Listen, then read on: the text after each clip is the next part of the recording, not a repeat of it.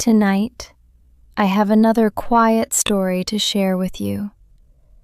First, please turn the volume down a little and adjust it to a comfortable level.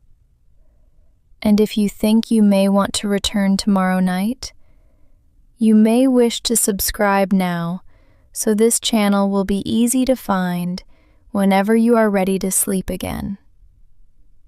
When you get into bed, thoughts about today or tomorrow may fill your mind, and you may feel pressure to fall asleep. But there is no need to force it. Simply let my quiet voice draw your attention away from those thoughts.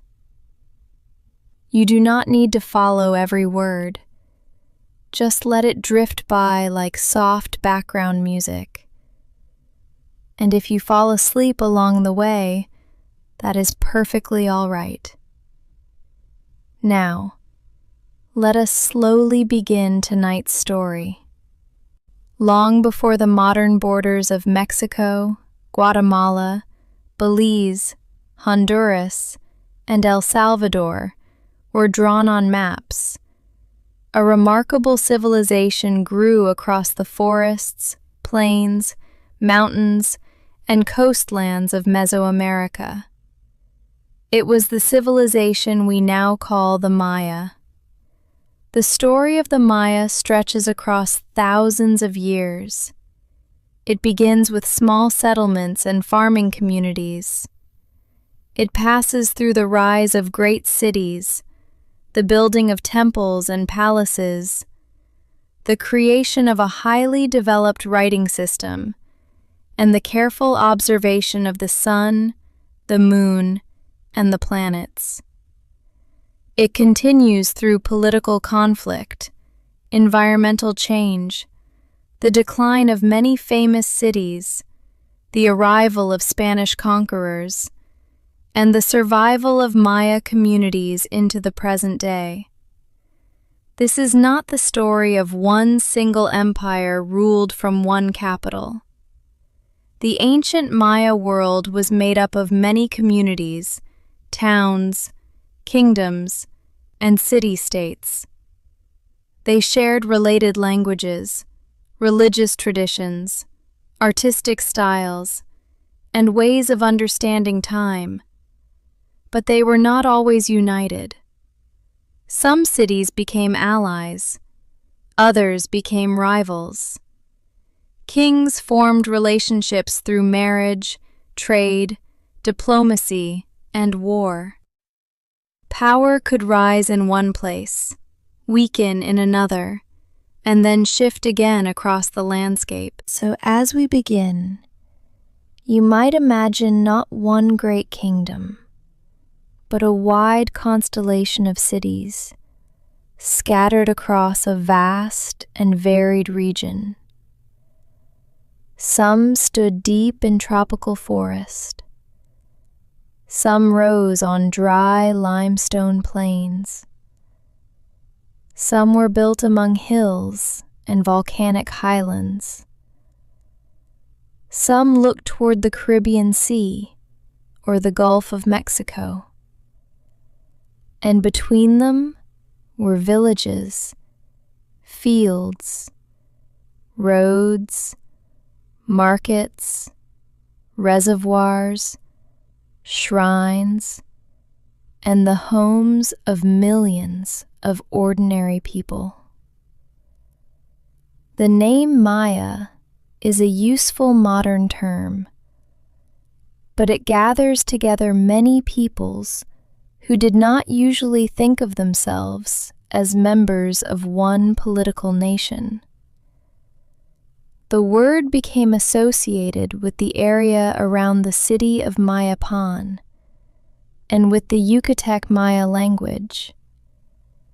Over time, scholars began using Maya as a broad name for the related peoples and cultures of this region. Even today, the Maya are not simply figures from a vanished past. Millions of Maya descendants continue to live in southern Mexico and Central America. More than 28 Mayan languages survive. Families and communities maintain languages, traditions, clothing, foods, ceremonies, and forms of knowledge whose roots reach far back into history. The stone temples may be ancient, but the Maya people are living people. This is an important thought to carry quietly with us as the story unfolds. The ancient Maya region covered a large part of Mesoamerica. To the north lay the Yucatan Peninsula, a broad limestone platform extending into warm seas. Much of this northern land was relatively flat. Rivers were scarce on the surface because rainwater could sink through the limestone, traveling through underground channels and collecting in natural wells known today as cenotes. Farther south were the lowlands of Petén, now part of northern Guatemala, and neighboring areas of Belize and Mexico. Here, dense forest covered a landscape of limestone plains, wetlands, and lakes. During the rainy season, water could be abundant. During the dry season, communities depended on careful planning, stored water, reservoirs, and access to reliable natural sources. Beyond the lowlands rose the Guatemalan highlands. Mountain valleys, volcanic soils, cooler temperatures, and steep slopes created a very different environment from the northern plains. Along the Pacific side stretched a coastal zone where fertile soils and trade routes helped support early communities. The Maya did not live in one uniform landscape. Their world contained many local climates and resources. This variety influenced farming, trade, architecture, and political life. In one area, limestone could be cut and burned to make plaster for buildings. In another, volcanic glass called obsidian could be obtained for sharp tools and weapons. Salt came from coastal or inland sources. Jade and other precious green stones traveled across long distances. Cacao grew best in warm and humid places. Cotton could be cultivated and woven into cloth. Quetzal feathers, shells, animal skins, ceramics, and food moved through networks connecting distant regions. Imagine for a moment a journey through this ancient world. Perhaps the traveller begins in the northern lowlands, where the forest is lower and the dry season can be severe. The path passes near a limestone city whose pale buildings shine beneath the sun. Water is precious here, and the location of wells or reservoirs shapes the life of the community.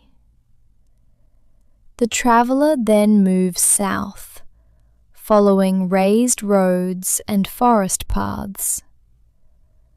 The trees grow taller, the air becomes heavier, In the distance, the upper parts of temples rise above the green canopy. The traveler crosses cultivated land and approaches a city center filled with plazas, platforms, stairways, and carved monuments. Farther south still, the land climbs. The evenings are cooler. Volcanoes stand along the horizon. Markets contain goods carried from coastlands, highland valleys, and lowland forests. Different Mayan languages are heard, different local traditions are practiced.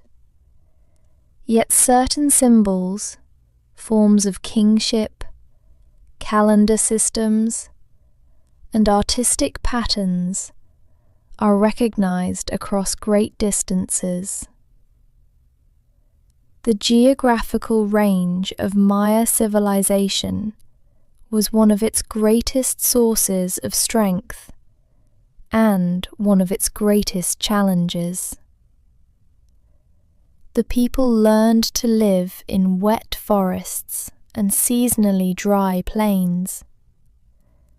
They worked steep hillsides and low-lying wetlands. They managed soil, rainfall, and water storage in ways suited to local conditions. The tropical forest was not an empty wilderness surrounding a few isolated monuments.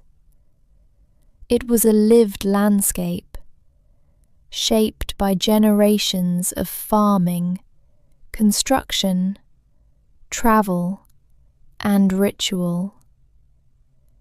Around cities were houses, orchards, fields, quarries, workshops, and pathways. Some areas that look like untouched forest today were once densely inhabited. This can be difficult to imagine when looking at photographs of ruins wrapped in roots and leaves. The forest seems ancient and permanent, yet the stone walls beneath it once stood beside plastered plazas. The silent stairways once carried footsteps. The spaces now filled with birds and insects once held markets, ceremonies, conversations, disputes, celebrations, and ordinary work. The forest did not simply hide the Maya cities.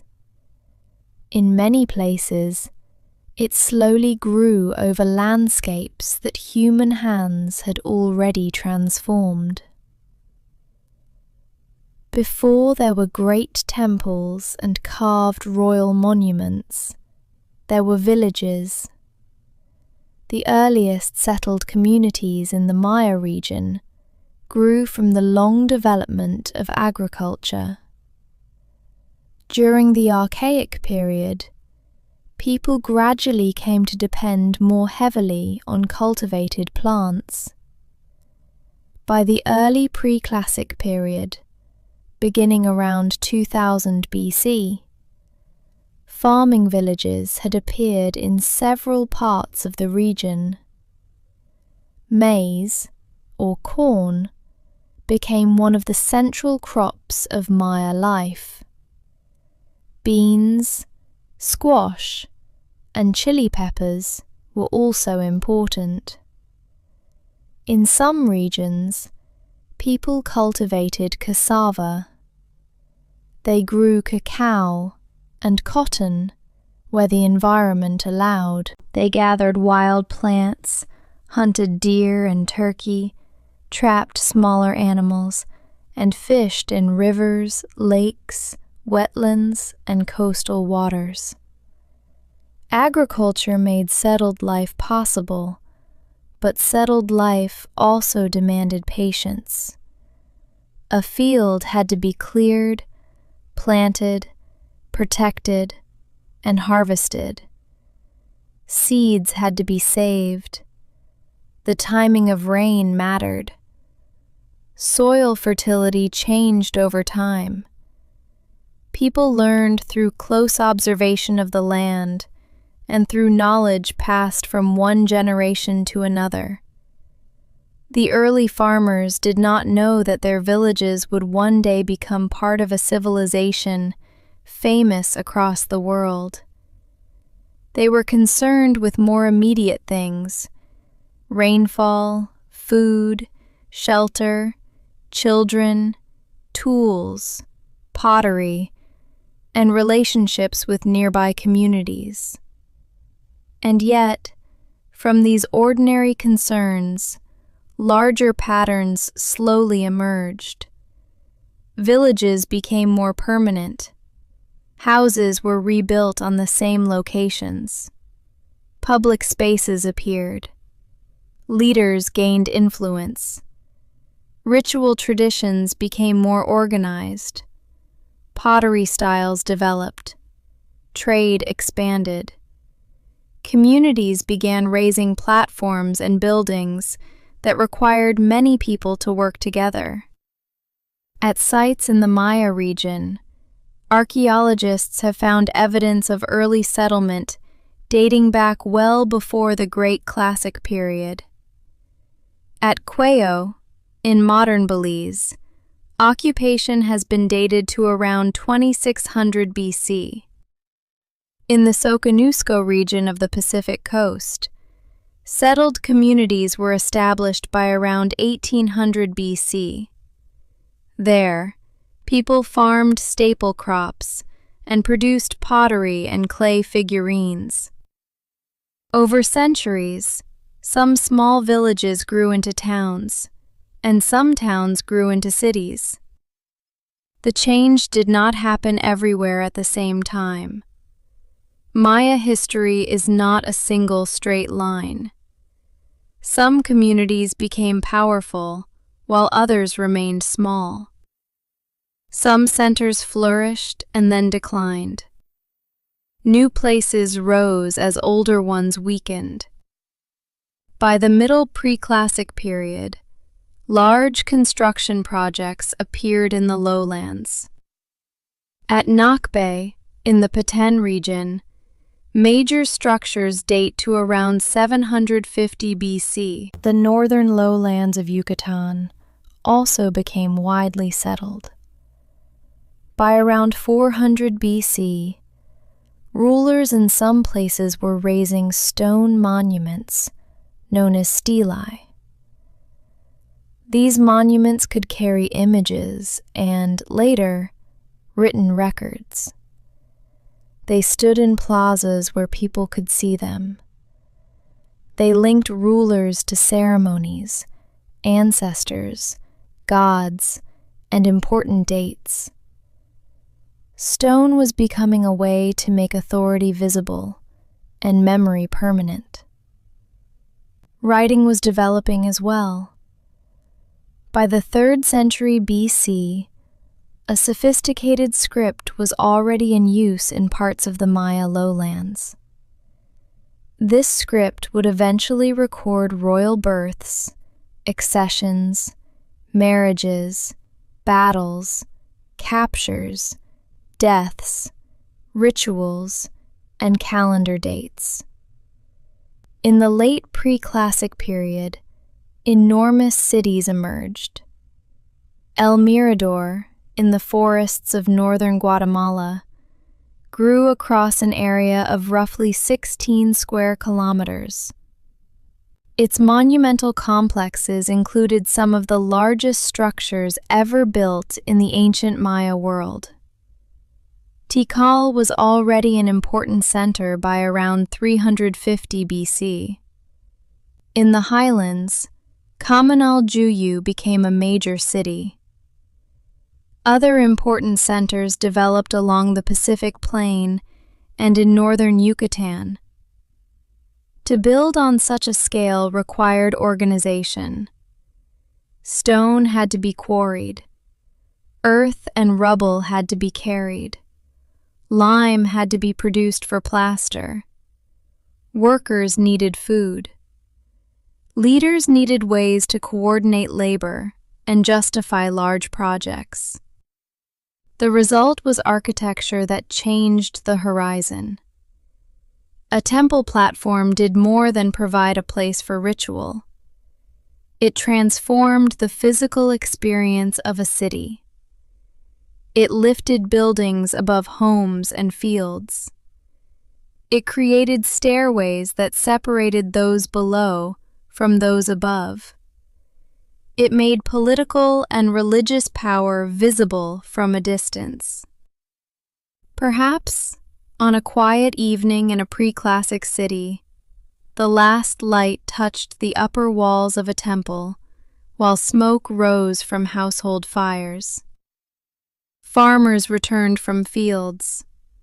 Potters covered unfinished vessels. Children moved through courtyards. Officials prepared for a ceremony. Somewhere, a scribe painted or carved signs that carried words into the future. We cannot know every detail of such an evening, but the remains of houses, tools, pottery, platforms, and monuments allow us to understand that these places were alive with human activity. They were not ruins then. They were homes. The pre-classic world experienced periods of growth and periods of disruption. In the 1st century AD, several major centers declined or were abandoned. Scholars do not know a single clear cause. Political change, environmental pressure, conflict, and shifts in trade may all have mattered in different places. Yet Maya civilization did not disappear. New patterns of power emerged, and around AD 250, the period known as the Classic began. The boundaries between historical periods are modern tools. Ancient people did not wake one morning and announce that the pre-classic had ended. The dates help scholars organize a long and complex history, but change happened gradually and unevenly. The Classic period is especially associated with dated stone monuments using the long count calendar. It was an age of large cities, royal dynasties, elaborate art, monumental construction, and written historical records. Across the southern lowlands, city-states rose in a political landscape sometimes compared with ancient Greece or Renaissance Italy. Each major city had its own ruling dynasty and surrounding territory. Smaller communities could be tied to larger capitals through tribute, alliance, marriage, trade, or military obligation. The Maya did not form one united empire. Instead, powerful cities competed for influence. Tikal became one of the greatest cities of the central lowlands. Calakmul became its major rival. Palenque rose in the west. Copan flourished in a valley near the southeastern edge of the Maya world. Yaxchilan and Piedras Negras stood along the Usumacinta River. Caracol grew powerful in what is now Belize. Other cities, including Huachactún, Bonampak, Dos Pilas, Quirigua, and many more, developed their own histories. Some cities may have held tens of thousands of people. Their influence extended outward through networks of smaller settlements. Farmers lived beyond the central plazas, supporting the urban population with maize, beans, squash, and other foods.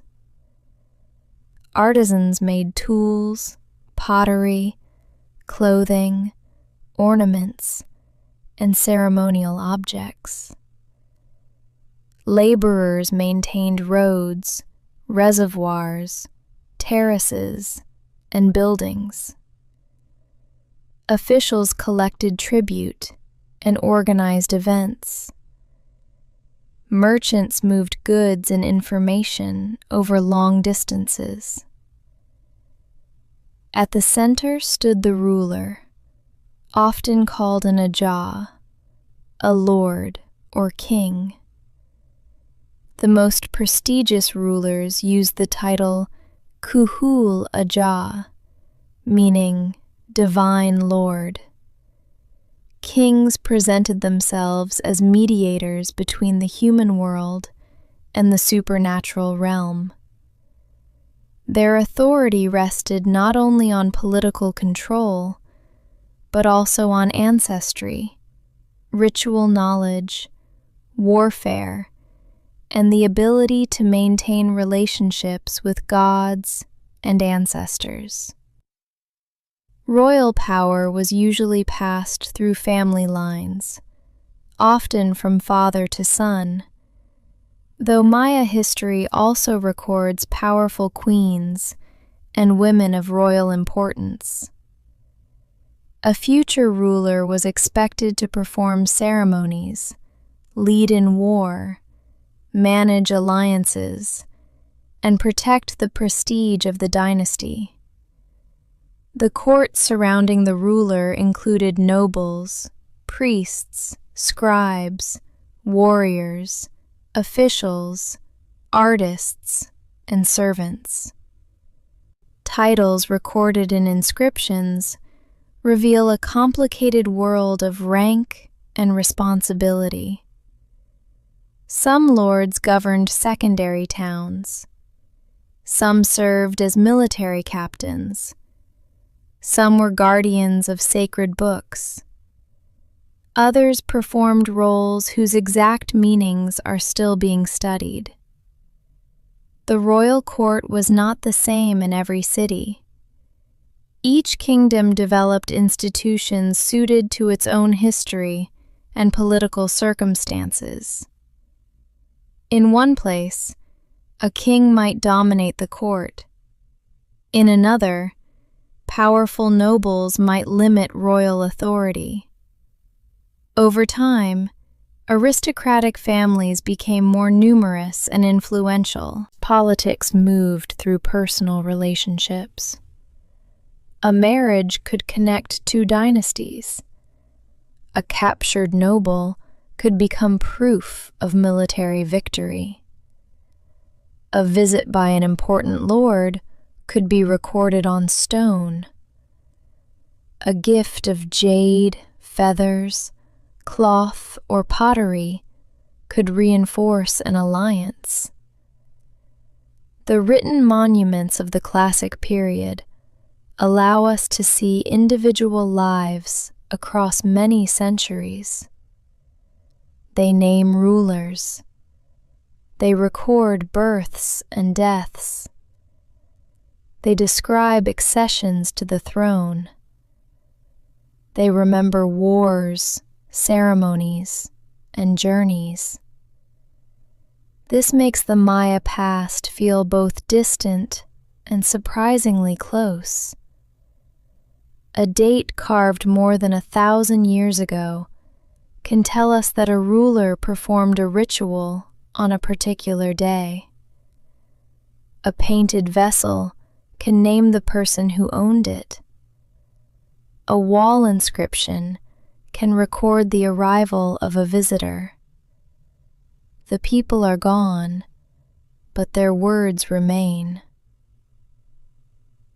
One of the most dramatic moments in early classic politics occurred in AD 378, when forces connected with the great central Mexican city of Teotihuacan intervened at Tikal and nearby Maya cities. An individual known as Siaj Kak, a name often translated as "born of fire," arrived in the region. The ruler of Tikal died on the same day, suggesting a violent political takeover. Soon afterward, a new king connected with Teotihuacan was placed on Tikal's throne. The event shows that the Maya world was connected to societies far beyond its own borders. Teotihuacan lay hundreds of miles away in the Valley of Mexico, yet its influence reached deep into Maya dynastic politics. Art and architecture from this period sometimes display central Mexican clothing, weapons, and symbols. Tikal later became a dominant power in the central lowlands, but dominance was never secure. Its great rival, Calakmul, built a broad network of allies and subordinate kingdoms. Tikal and Calakmul did not simply fight each other directly. They competed through relationships with smaller cities.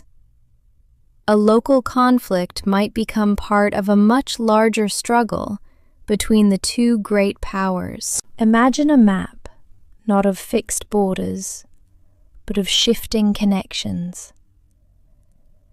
One city supports Tikal, another turns toward Calakmul. A royal marriage changes the balance. A defeated ruler is captured. A new dynasty takes power. A smaller kingdom becomes important because of its location on a trade route or between two rivals. These networks could last for generations, but they could also break apart quickly.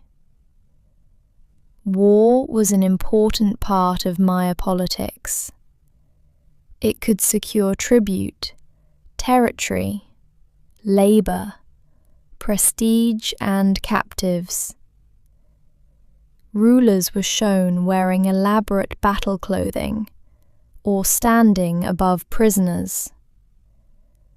Captives, especially high-ranking captives, could be used in public ceremonies that demonstrated the victor's power. Maya armies used weapons made from wood, stone, and obsidian. Spear points and blades could be extremely sharp. Warriors carried shields and wore protective clothing. Warfare varied in scale, from raids and ambushes to campaigns involving allied cities. But the Maya world was not defined only by war. The same roads and rivers that carried warriors also carried merchants. The same courts that planned military campaigns also received diplomats and arranged marriages. A rival city might be an enemy in one generation and an ally in another. Classic Maya politics was a constant movement between competition and cooperation. For ordinary people, the decisions of rulers could have serious consequences. War might interrupt farming or trade. Tribute demands could increase. Families could be displaced. Yet political stability could also support markets, construction, water management, and ceremonies that brought communities together. The greatest rulers sought to present their cities as centers of cosmic order. Their monuments suggested that the dynasty stood at the meeting point of past and future, earth and sky, living people and sacred ancestors. From the high stairway of a temple, a king could appear before a crowd gathered in the plaza below. Music, incense, bright feathers, painted cloth, and polished stone would create an atmosphere of power. The event might be recorded in writing so that it could be remembered long after the people present had died. And indeed, some of those events are remembered still. The carved stones have outlived the voices that once explained them. Yet, through patient study, those voices have begun to speak again. To understand a Maya city, it helps to move slowly from its outer neighborhoods toward its center. The city was not usually laid out on a simple rectangular grid. It grew over time, following hills, ridges, water sources, older buildings, and the decisions of generations. Residential areas spread around the ceremonial and administrative center in patterns that could appear irregular from above. Paths and raised causeways linked different groups of buildings. Some causeways crossed low ground or connected important complexes. Others led outward toward nearby communities. The central areas contained broad plazas, temple pyramids, palaces, ball courts, platforms, carved monuments, and administrative buildings. The plazas were open spaces where many people could gather. Ceremonies, markets, dances, processions, political announcements, and public displays may all have taken place there. The buildings around a plaza created a carefully shaped setting. A person standing below could look toward stairways, doorways, and temple roofs rising against the sky. Pyramid temples were among the most visible structures. A stepped platform supported a temple at the top. The height of the building brought ritual activity closer to the sky and made the temple visible from far away. Some pyramids covered earlier buildings. Instead of removing an old temple, builders sometimes enclosed it within a larger one, creating layers of architecture, like layers of memory. Palaces were generally lower and more spread out than temple pyramids. They contained rooms arranged around courtyards, often on raised platforms. Some served as royal residences. Others may have been places for administration, meetings, storage, ritual, or the reception of visitors.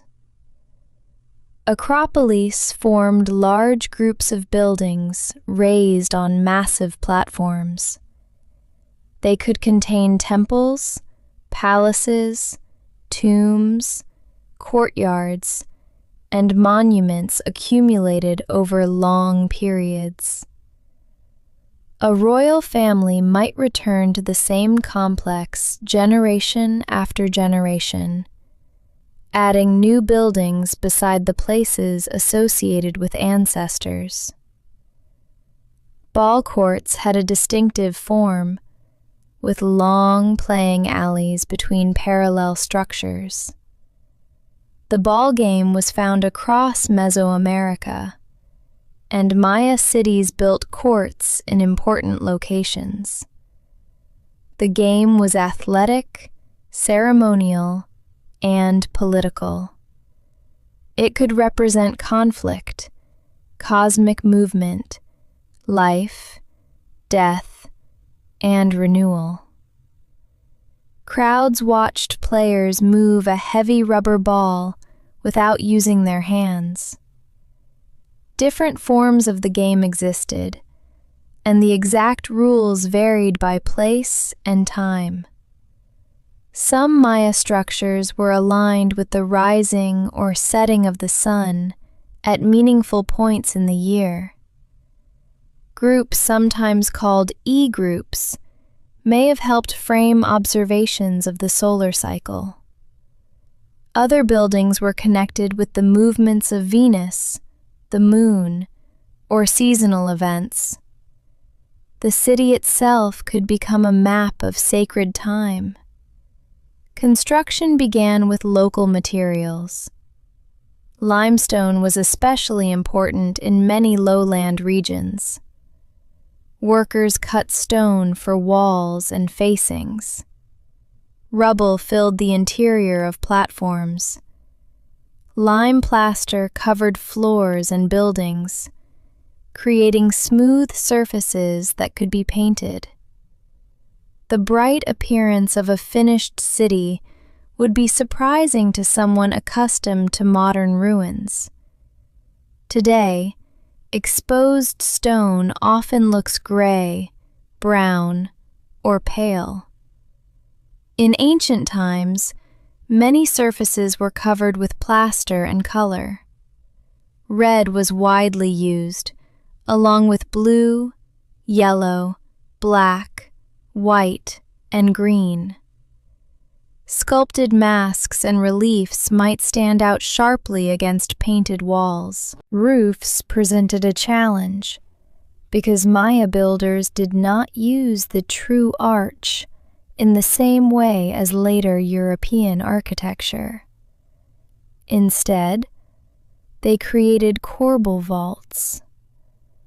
Each layer of stone projected inward, above the layer below, until the two sides nearly met. A capstone closed the narrow space at the top. Corbel vaults made impressive interiors, but they required thick walls and produced relatively narrow rooms. The great mass of Maya buildings comes partly from this method. Walls could be broad and solid, while the spaces within remained dark and enclosed.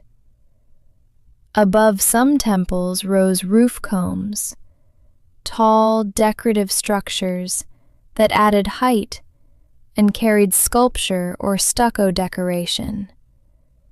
Seen from a distance, they made the building appear even more dramatic above the trees. Regional styles developed over centuries.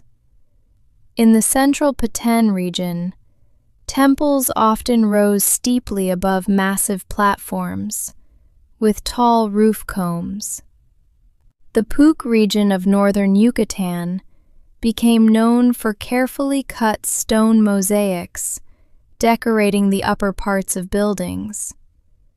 The lower walls could be plain, while the upper facades carried repeated geometric patterns and masks.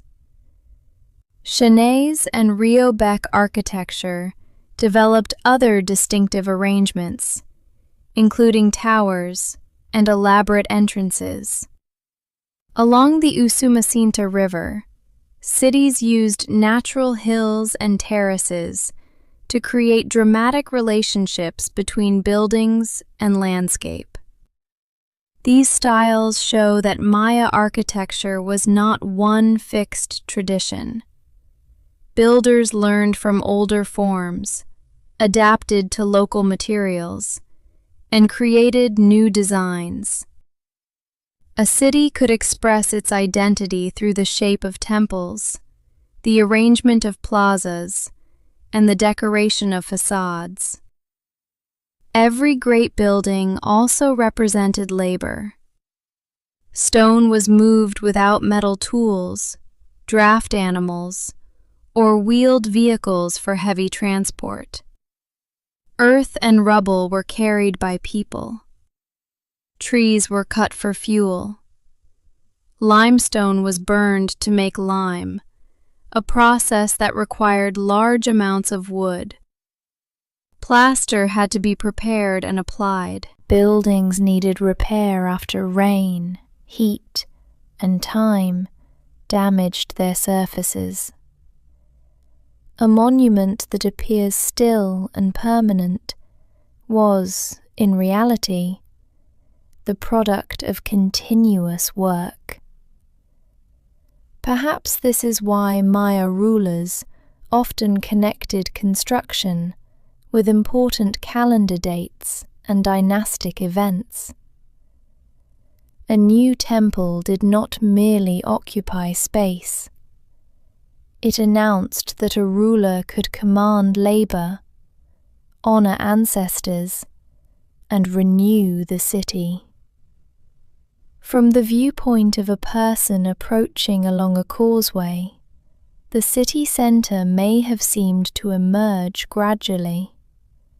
First, the upper edge of a roof comb above the trees, then a pale stairway, then the open space of a plaza, then the carved image of a ruler standing on a stone monument. The architecture guided the eye and the body. It invited people to gather, to climb, to wait, to look upward, and to remember.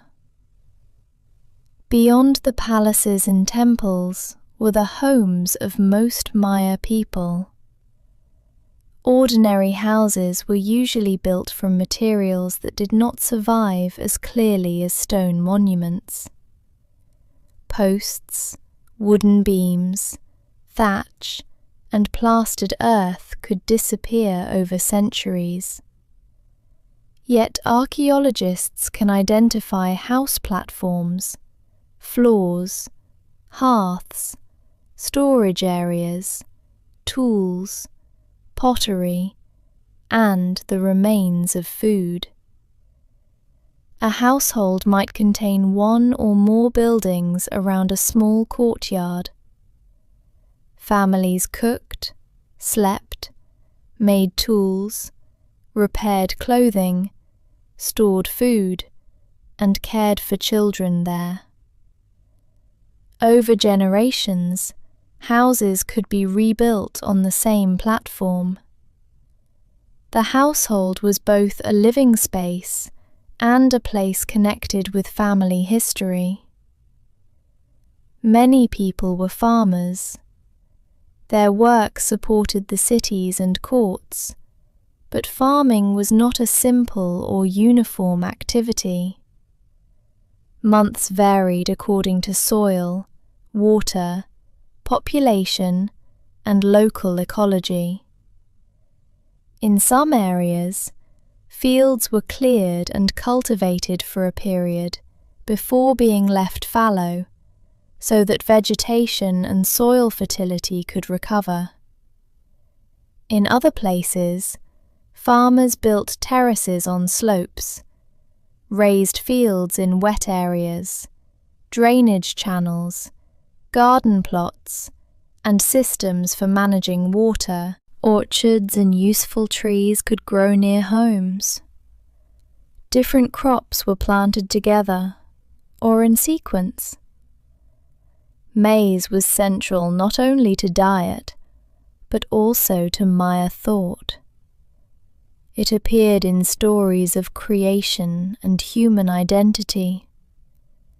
The grain could be prepared in many forms.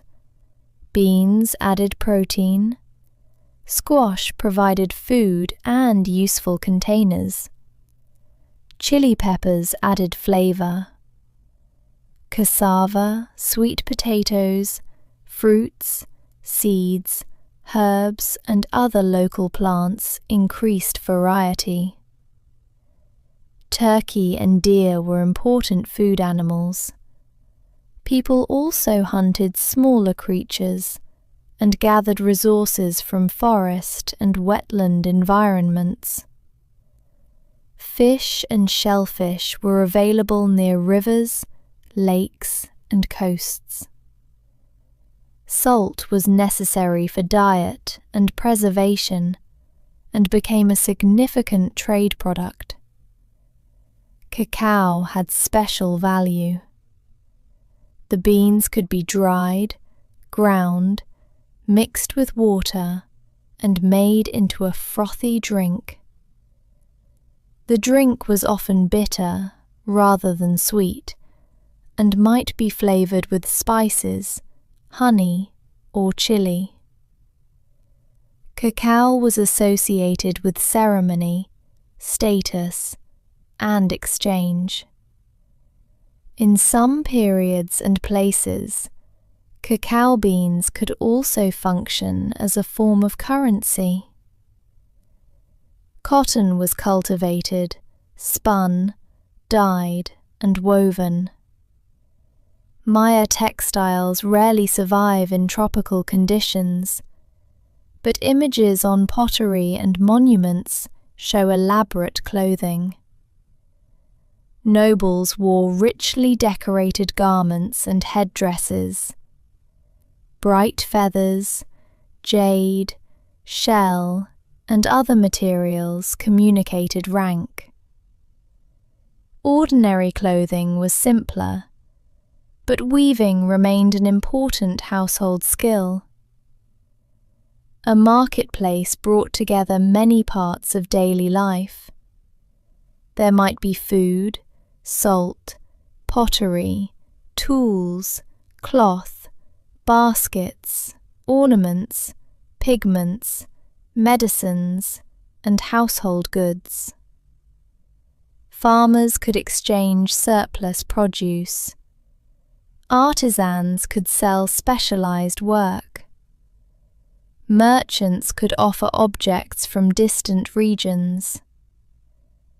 Marketplaces also carried news. A person arriving from another town might speak of a royal marriage, a war, a ceremony, a drought, or a change in trade. Information moved with goods. Languages and accents mixed. Political boundaries could be felt in taxes, tribute, or the availability of certain products. Long-distance trade linked the highlands, lowlands, coasts, and neighboring cultures. Obsidian traveled from volcanic sources. Jade came from limited areas in the Motagua Valley. Marine shells moved inland. Salt, cacao, cotton, feathers, ceramics, and stone tools traveled through many hands. Some trade went by canoe along coasts and rivers. Spanish observers later described large trading canoes in the region. Other goods moved overland on the backs of human carriers. Because the Maya had no large pack animals, transport required organized human effort. Merchants could be ordinary traders, specialists, or members of elite networks. High-value goods were closely connected with political power. A ruler who controlled access to jade or obsidian could reward allies and display wealth. A city located near an important route could become influential, even without controlling vast territory. Artisans transformed raw materials into objects of practical and symbolic value. A flint knapper shaped stone into blades and points. A potter formed vessels for cooking, storage, drinking, and ceremony.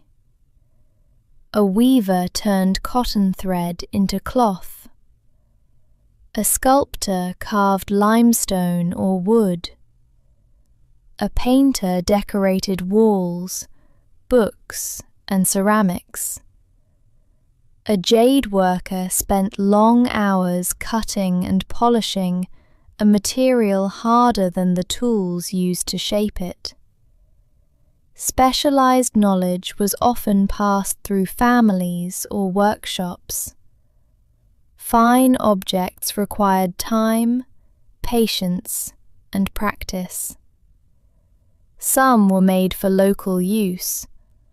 Others were created for royal courts and ceremonies.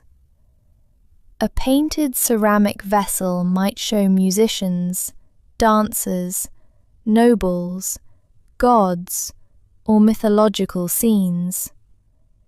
It might carry writing naming its owner or describing its intended use.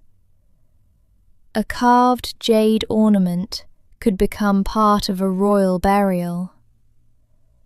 A simple household bowl might pass through daily hands for years before breaking and entering the archaeological record. The Maya world was built not only by kings and priests, but by farmers, carriers, builders, cooks, potters, weavers, hunters, traders, and children learning the skills of adults. Their names are rarely carved on monuments, but without them, there would have been no cities. Maya society was unequal. At the top were royal families and powerful nobles. Beneath them were officials, priests, warriors, scribes, merchants, and skilled artisans. Most people worked in farming and household production. Some individuals were enslaved or held in dependent positions, often as a result of warfare, debt, or social status. The exact structure varied from kingdom to kingdom and changed over time.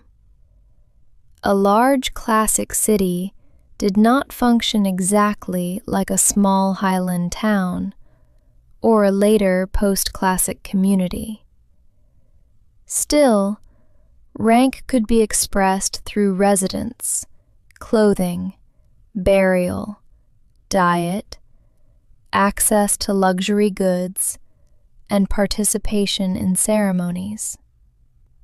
Elite homes were larger and often built closer to the city center. Noble burials could contain jade, painted pottery, shell, fine tools, and offerings. Commoner households generally had fewer costly objects, though even ordinary communities participated in religious life and local exchange. The ruler's family stood at the center of public history. Royal children were raised within a world of ceremony and expectation. Their births could be recorded. Their ancestry linked them to earlier rulers. Marriage connected dynasties. A young prince might be presented as the future of the kingdom. A princess might carry political influence between two cities. Queens and noblewomen appear in Maya art and inscriptions. Maya succession usually followed the male line, yet women could hold power when dynastic circumstances required it. Noble women also took part in public rituals, marriage alliances, and the continuation of royal families. Their presence on monuments reminds us that court politics involved more than kings and warriors, even when surviving inscriptions give men more space. Children outside the elite learned through participation in household life. They watched adults plant, cook, weave, shape clay, carry water, and perform ceremonies. They learned language, stories, obligations, and local knowledge. Childhood was not simply preparation for work. It was also entry into a social world of relatives, ancestors, and community. Maya concepts of beauty and status included practices that may seem unfamiliar today. In some elite families, infants' heads were shaped through binding. Teeth could be filed or decorated with inlays of jade or other materials. Crossed eyes may have been admired in certain times and places, though evidence and interpretation vary.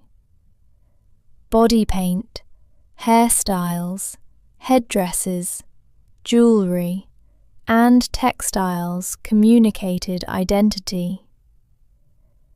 These choices were not random decoration. They showed belonging, rank, gender, occupation, and participation in ceremony. Music and dance were central to public and courtly life. Drums, rattles, whistles, trumpets, flutes, and shell instruments accompanied rituals and celebrations. Dancers wore elaborate clothing and masks. Some performances recreated mythological events.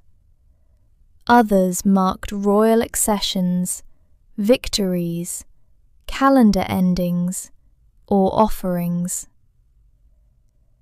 A large ceremony would have engaged many senses. The sound of drums crossing a plaza, the smell of incense, the movement of feathers and cloth, the glow of torches after sunset, the sight of painted temples and carved stone, the voices of priests and rulers speaking words understood within a sacred calendar. For people in the crowd, the ceremony may have connected daily life with a much larger order. The success of crops, the coming of rain, the health of the community, the authority of rulers, and the favour of gods were all presented as parts of one system.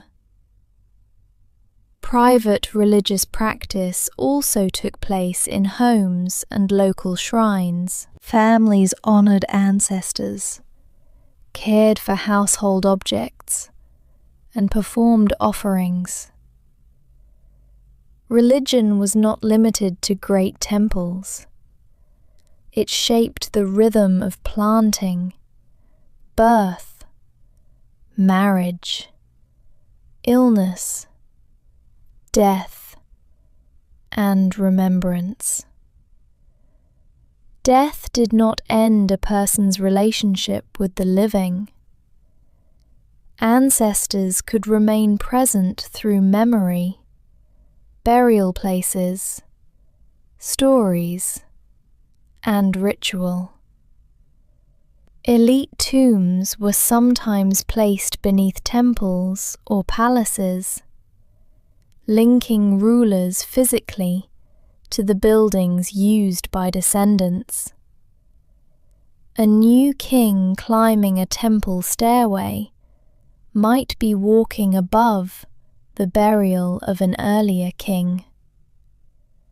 The architecture made ancestry part of the present. This layered relationship between living people, the dead, and sacred time is one reason Maya cities accumulated so many rebuilding phases. A place mattered because of what had happened there before. To build again was not necessarily to erase the past. It could be a way of enclosing, honoring, and renewing it. Maya art gives us some of the most vivid glimpses of this world. Stone monuments show rulers standing in elaborate clothing, holding ceremonial objects, receiving captives, or performing rituals. Carved stairways record dynasties and wars. Door lintels depict royal families in moments of intense ceremony. Stucco masks once covered temple facades, with enormous faces of gods and supernatural beings. Artists worked in limestone, sandstone, wood, stucco, clay, shell, bone, jade, obsidian, and paint. Some materials survived well, others almost vanished in tropical heat and moisture. Wood carving must once have been far more common than the archaeological record suggests. Textiles, featherwork, paper, and baskets were also important, though only rare traces remain. What survives is only part of the artistic world. Maya sculpture often combines image and text. A monument is not simply a portrait. The ruler's clothing, gesture, position, and surrounding glyphs all communicate meaning. A viewer familiar with the symbols could identify the person, date, event, and supernatural associations. The stela was a particularly important form. A tall carved stone stood upright in a plaza, sometimes paired with a low circular altar. Stelae recorded rulers and dates. They could mark period endings or major events. As a person walked around one, different sides might reveal additional writing or images. At Quiriguá, some stelae reached extraordinary height. Their surfaces carried dense inscriptions and richly carved royal figures. At Copan, sculptors created deeply modeled portraits of rulers. At Tikal, monuments stood among broad plazas and temple complexes. At Calakmul, many stelae were raised, though the local limestone was soft and weathered heavily. Palenque developed an elegant artistic style. Its reliefs and inscriptions preserve detailed dynastic history. The city is especially known for the Temple of the Inscriptions, and for works associated with Kinich Janab Pakal, often called Pakal the Great. Palenque's refined carving and long texts show how closely art, architecture, and royal memory were joined. At Bonampak, painted murals survived inside temple rooms. They show court ceremony, musicians, battle, captives, nobles, and ritual. The figures are active and expressive. Clothing and gesture reveal rank. The scenes remind us that Maya buildings were once filled with color and human presence. Painted pottery offers a more intimate scale.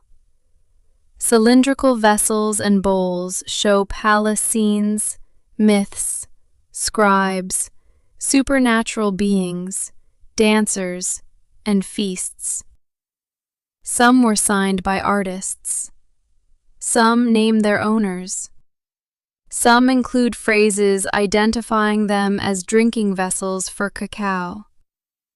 A vessel could be useful, beautiful, political, and sacred at the same time. Jade held special value because of its green color, hardness, and association with life, maize, water, and breath.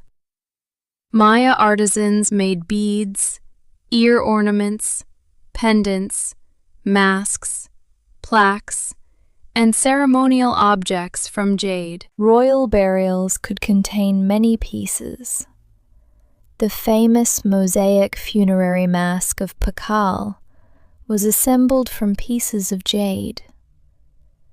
The green surface suggested vitality, even in death.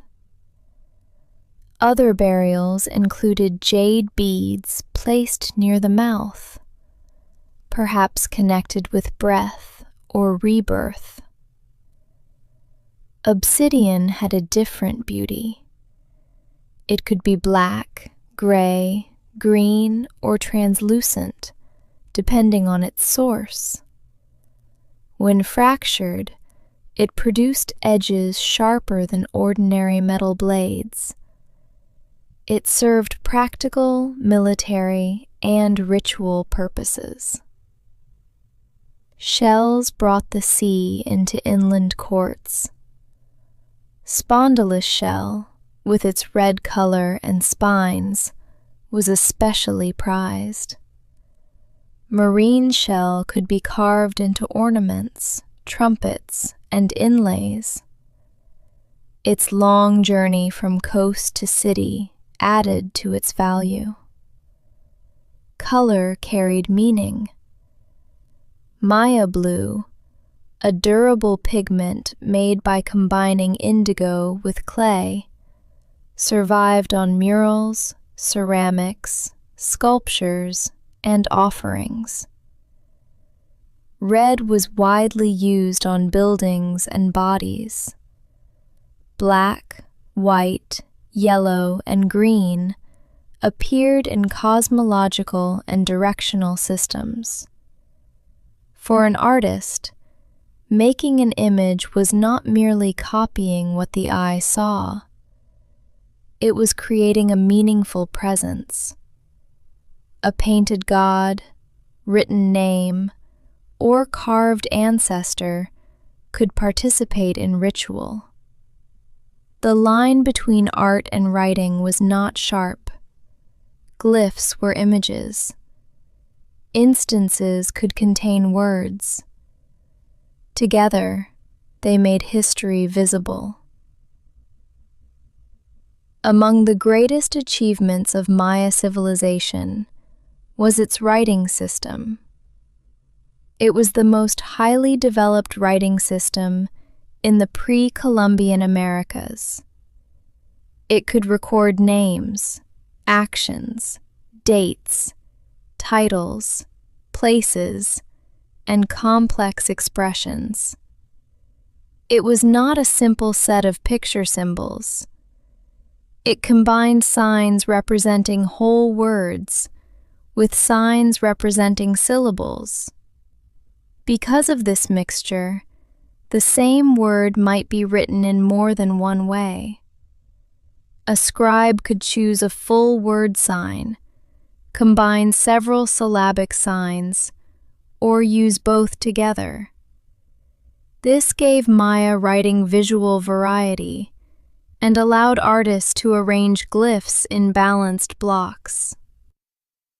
A written text usually appeared in paired columns. The reader moved from left to right across two glyph blocks, then downward to the next pair. Within each block, smaller signs could be joined into a compact composition. To someone unfamiliar with the script, a Maya inscription may look like a series of faces, hands, animals, shells, plants, and abstract shapes. To a trained reader, these forms carried sound and meaning. The script developed over many centuries. By the 3rd century BC, it was already in use in the Maya region. During the Classic period, inscriptions appeared on stelae, altars, stairways, lintels, wall panels, pottery, jewelry, bones, shells, and painted books. Royal texts often begin with dates. Time gave an event its place in history. The text might then say that a ruler was born, took the throne, captured an enemy, performed a ritual, dedicated a building, or completed a calendar period. Numways were especially elaborate. A ruler could have several names and titles, linking him or her to a city, dynasty, god, or ancestor. Emblem glyphs identified kingdoms. Titles explained rank. Parentage statements connected rulers to royal families. Through these texts, Maya history becomes a history of real individuals. We know of rulers who lived long lives, and others who ruled only briefly.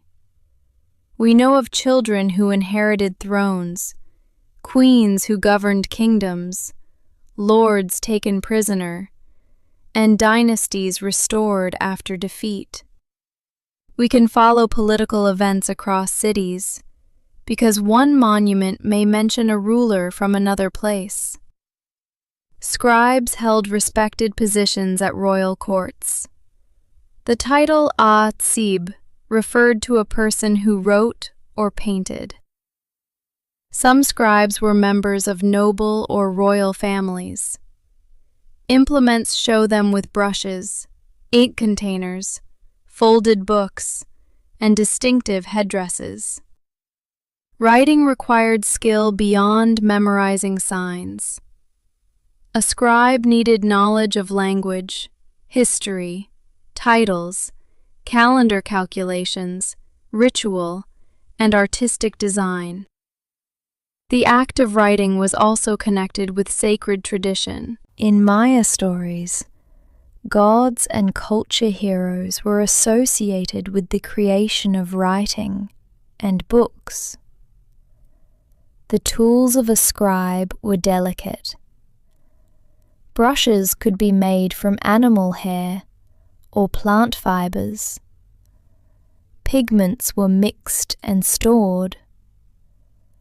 Bark paper was prepared from the inner bark of wild fig trees. The paper was coated with a smooth white surface and folded like a screen. These folded books are called codices.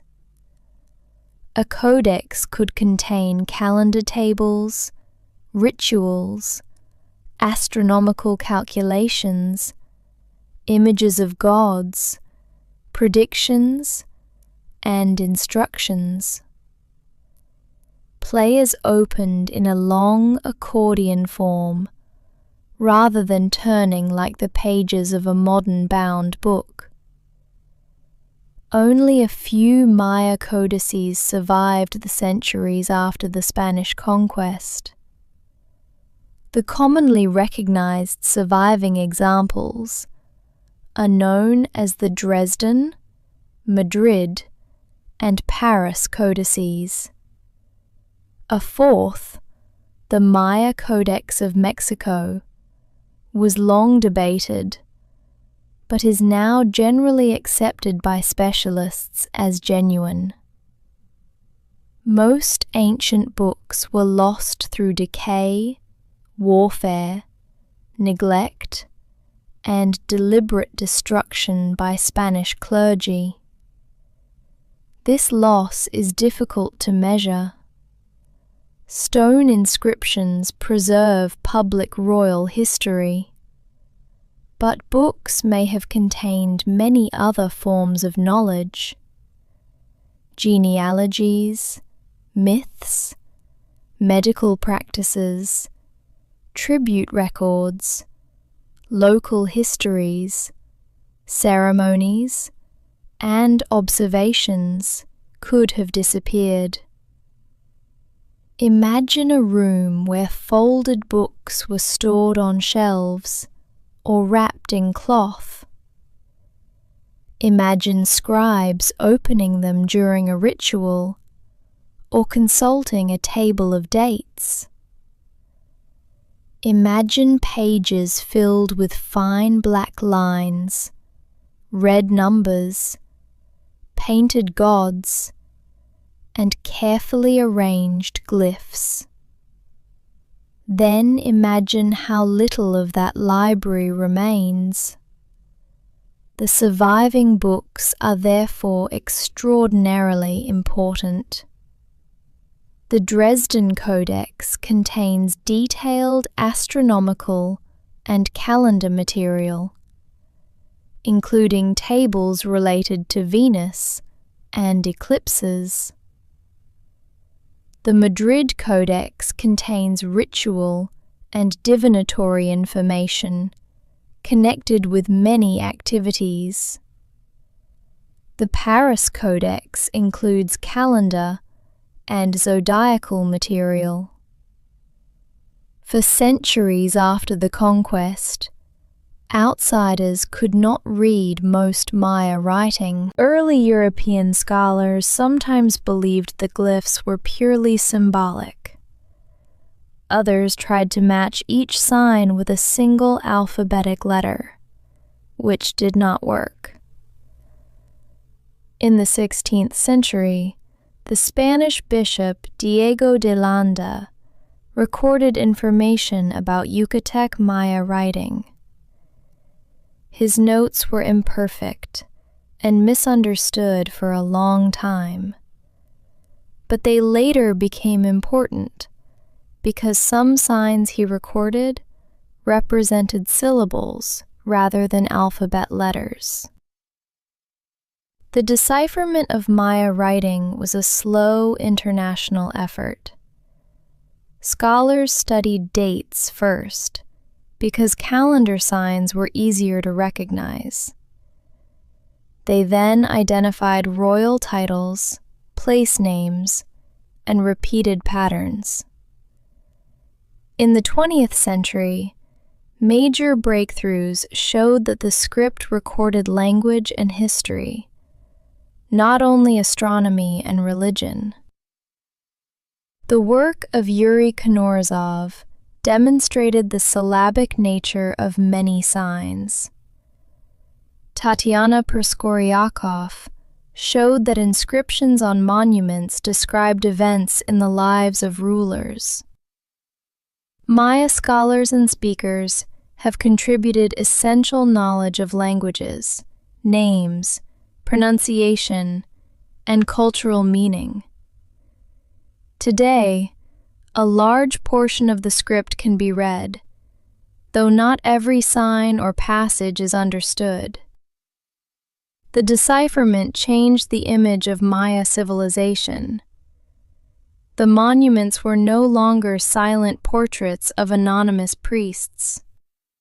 They became records of dynasties, alliances, battles, and ceremonies. Kings who had once seemed timeless were placed back into family histories. A carved face gained a name. A defeated captive gained a date. A ruined city regained part of its memory. The process continues. Each new inscription can clarify an old reading. Each newly recognized sign may connect texts from several cities. Language that slept in stone for more than 1,000 years continues to be heard again. Writing was closely connected with mathematics. The Maya used a vigesimal, or base 20, number system. Instead of organizing numbers mainly in groups of 10, as many people do today, they organized them in groups of 20. The basic number signs were simple. A dot represented 1. A bar represented 5. A shell-shaped sign represented 0. By combining dots and bars, the Maya could write numbers from 1 to 19. Larger values were created by stacking positions vertically. The lowest position represented units. The next represented multiples of 20. Higher positions represented increasingly large values, with a special adjustment in calendar calculations. This system allowed scribes to record very large numbers with clarity. The Maya use of 0 was especially important. 0 was not merely an empty space. It had an explicit sign and a place within written calculations. Maya inscriptions contain some of the earliest known examples of a true 0 in the history of human mathematics. 0 made positional notation work smoothly. It allowed a scribe to distinguish, for example, between a number containing no units and one containing no 20s. It also allowed calendar dates to be calculated across enormous spans of time. The shell sign, often used for 0, has a quiet elegance. It represents absence, but also a completed position, a place waiting within a larger pattern. Numbers mattered because time mattered. The Maya developed several interlocking calendar systems. These calendars did not simply count days. They shaped ritual, agriculture, royal ceremony, divination, and historical memory. One calendar had 260 days. It is often called the Tzolkin in modern discussions, using a Yucatec Maya term. It combined a cycle of 20 day names with a cycle of 13 numbers. Because the two cycles moved together, a particular numbered day name repeated after 260 days. This ritual calendar guided ceremonies and divination. The character of a day could influence the interpretation of events. Birth dates carried significance. Specialists understood the qualities associated with different combinations. Another calendar, the Harb, approximated the solar year with 365 days. It contained 18 periods of 20 days, followed by a final period of 5 days.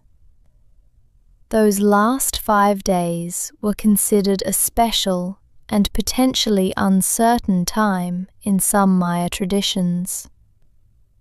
The 260-day cycle and the 365-day cycle worked together to create the calendar round.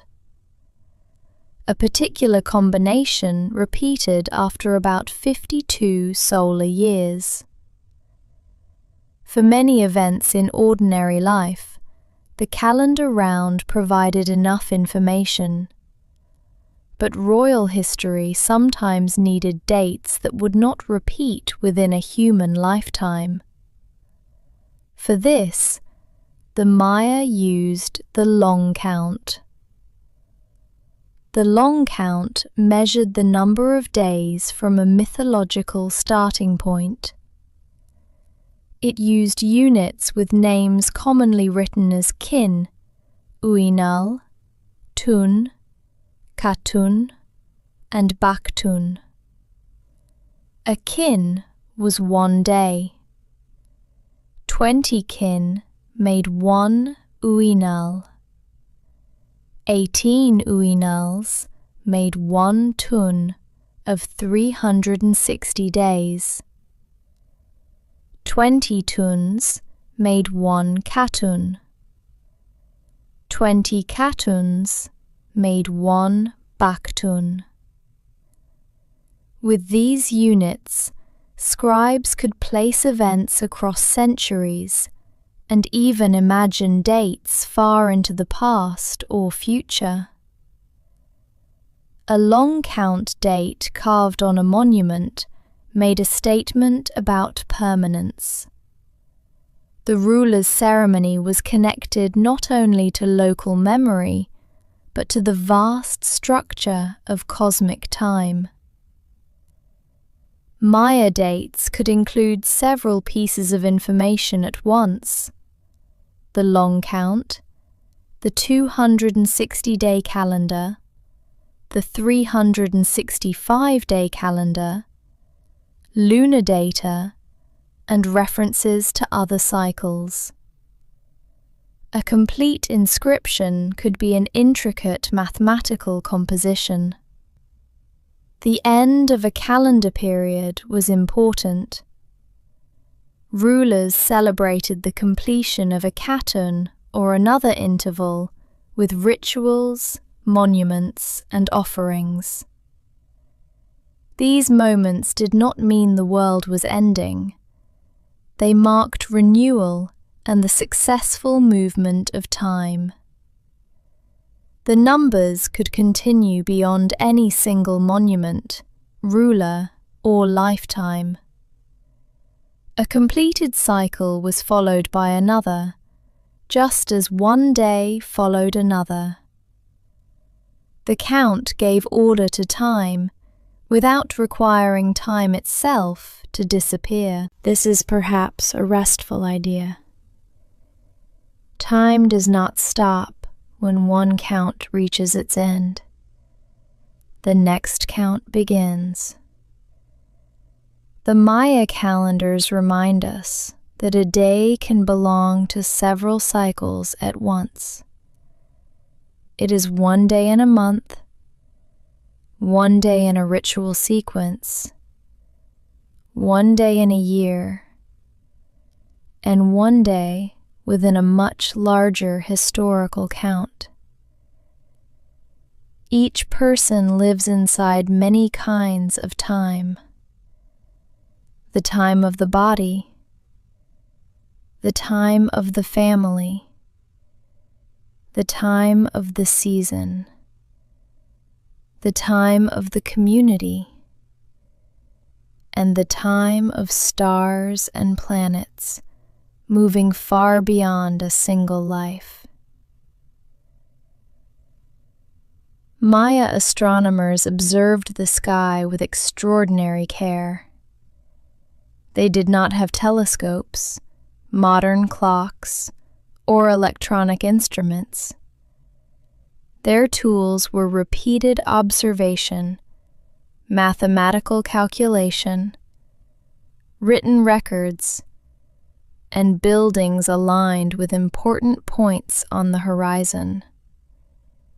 From open plazas and elevated structures, observers watched the sun rise and set.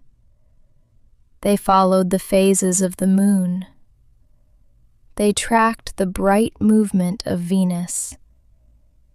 They recognized cycles that returned over months, years, and longer intervals. Astronomy and religion were deeply connected. The sky was not a separate scientific subject. Celestial events influenced calendars, rituals, warfare, rulership, and ideas about divine order. The solar year guided agriculture and seasonal ceremonies. The position of sunrise changed along the horizon through the year. At the solstices, the movement seemed to pause and turn.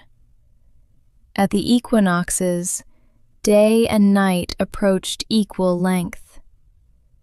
Buildings could frame or mark these events.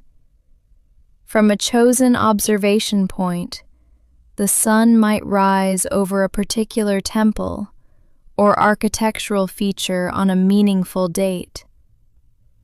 The city thus became an instrument for watching time.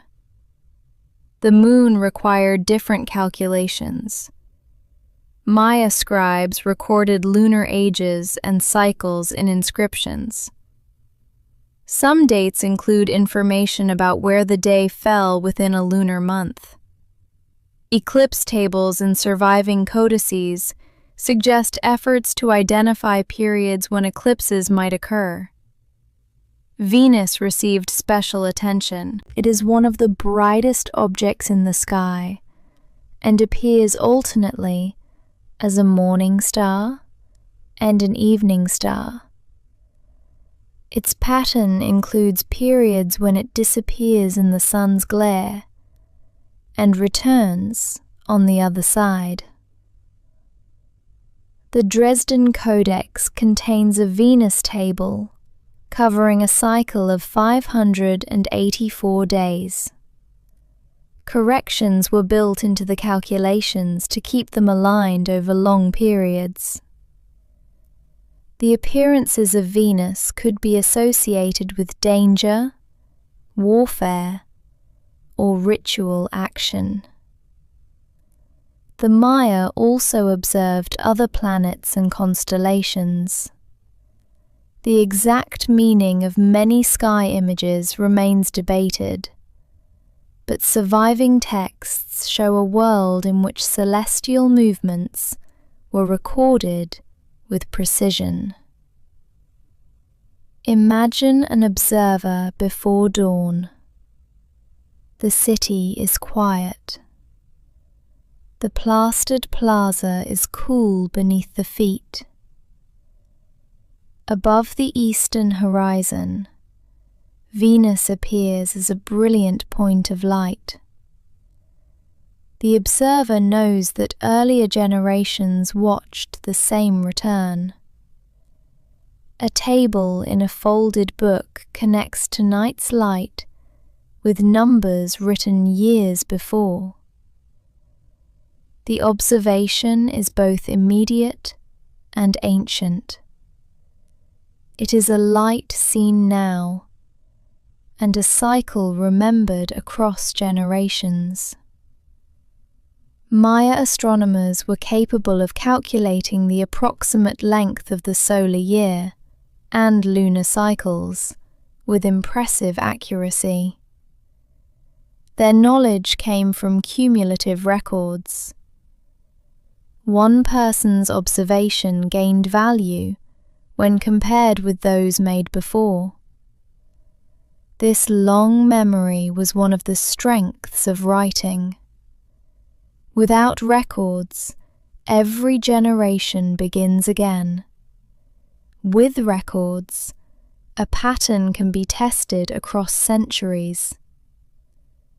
Astronomical knowledge also supported royal authority.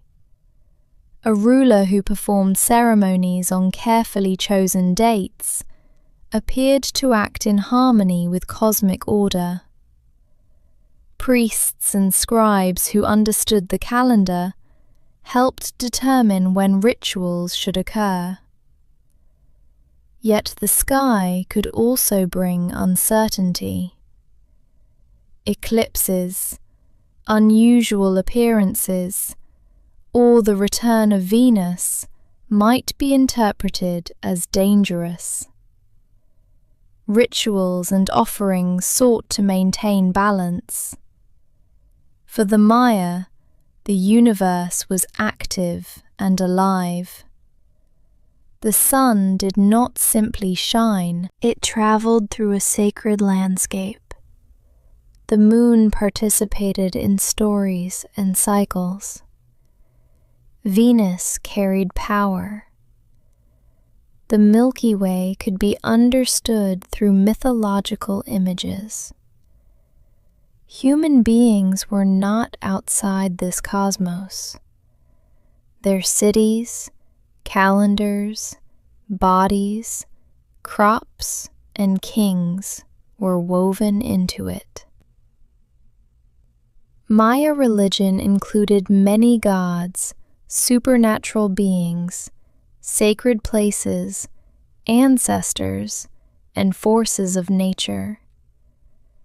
Beliefs varied across regions and changed over time, so no single list can describe every Maya community. Still, certain themes appear widely. The world was often imagined as a layered cosmos. The human world lay between upper realms and an underworld. A great world tree could connect these levels, with roots below, trunk in the earthly realm, and branches reaching upward. Caves were especially sacred because they opened into the earth. They could be seen as entrances to the underworld, places of origin, and sources of water. Mountains also carried sacred power. A temple pyramid could be understood as a human-made mountain, while its doorway could resemble the mouth of a supernatural cave. Water joined many parts of this sacred geography. Rain was essential to maize and human survival. Cenotes, lakes, caves, springs, and reservoirs had practical importance, but they could also be places of offering. Chalk, associated with rain, was among the important Maya gods. Clumsages of chalk often have a long, curling nose and features connected with lightning and water. In the dry northern lowlands, where crops depended heavily on seasonal rain, ceremonies to rain gods were especially important. Itzamno was a major creator deity in Yucatec traditions, associated with wisdom, writing, and the ordering of the world.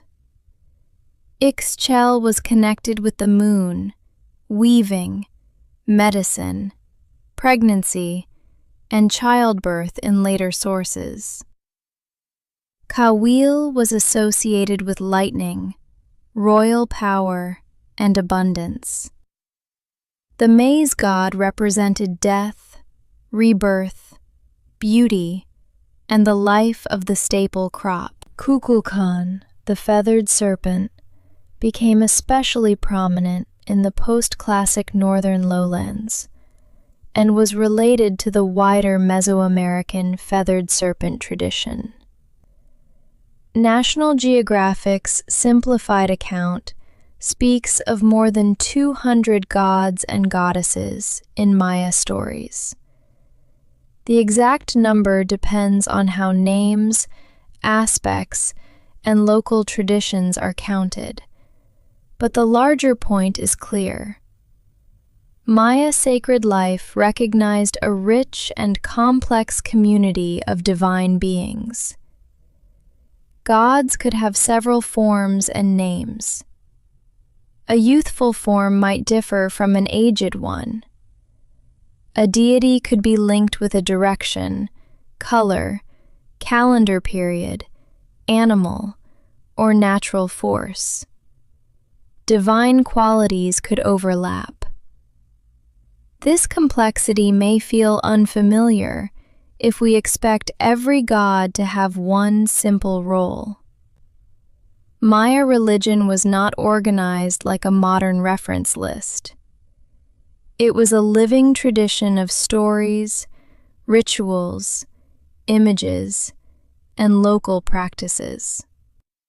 The most famous surviving account of Maya mythology is the Popol Vuh, recorded in the Quiche language during the colonial period from older oral and written traditions.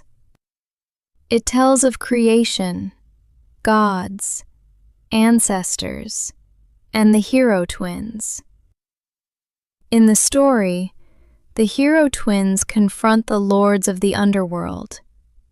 They pass through trials, play the ball game, die, and return through transformation. Their victory is connected with cosmic renewal. The Popol Vuh also describes several attempts to create human beings. Finally, humans are formed from maize. This expresses the deep relationship between people and the crop that sustained Maya life.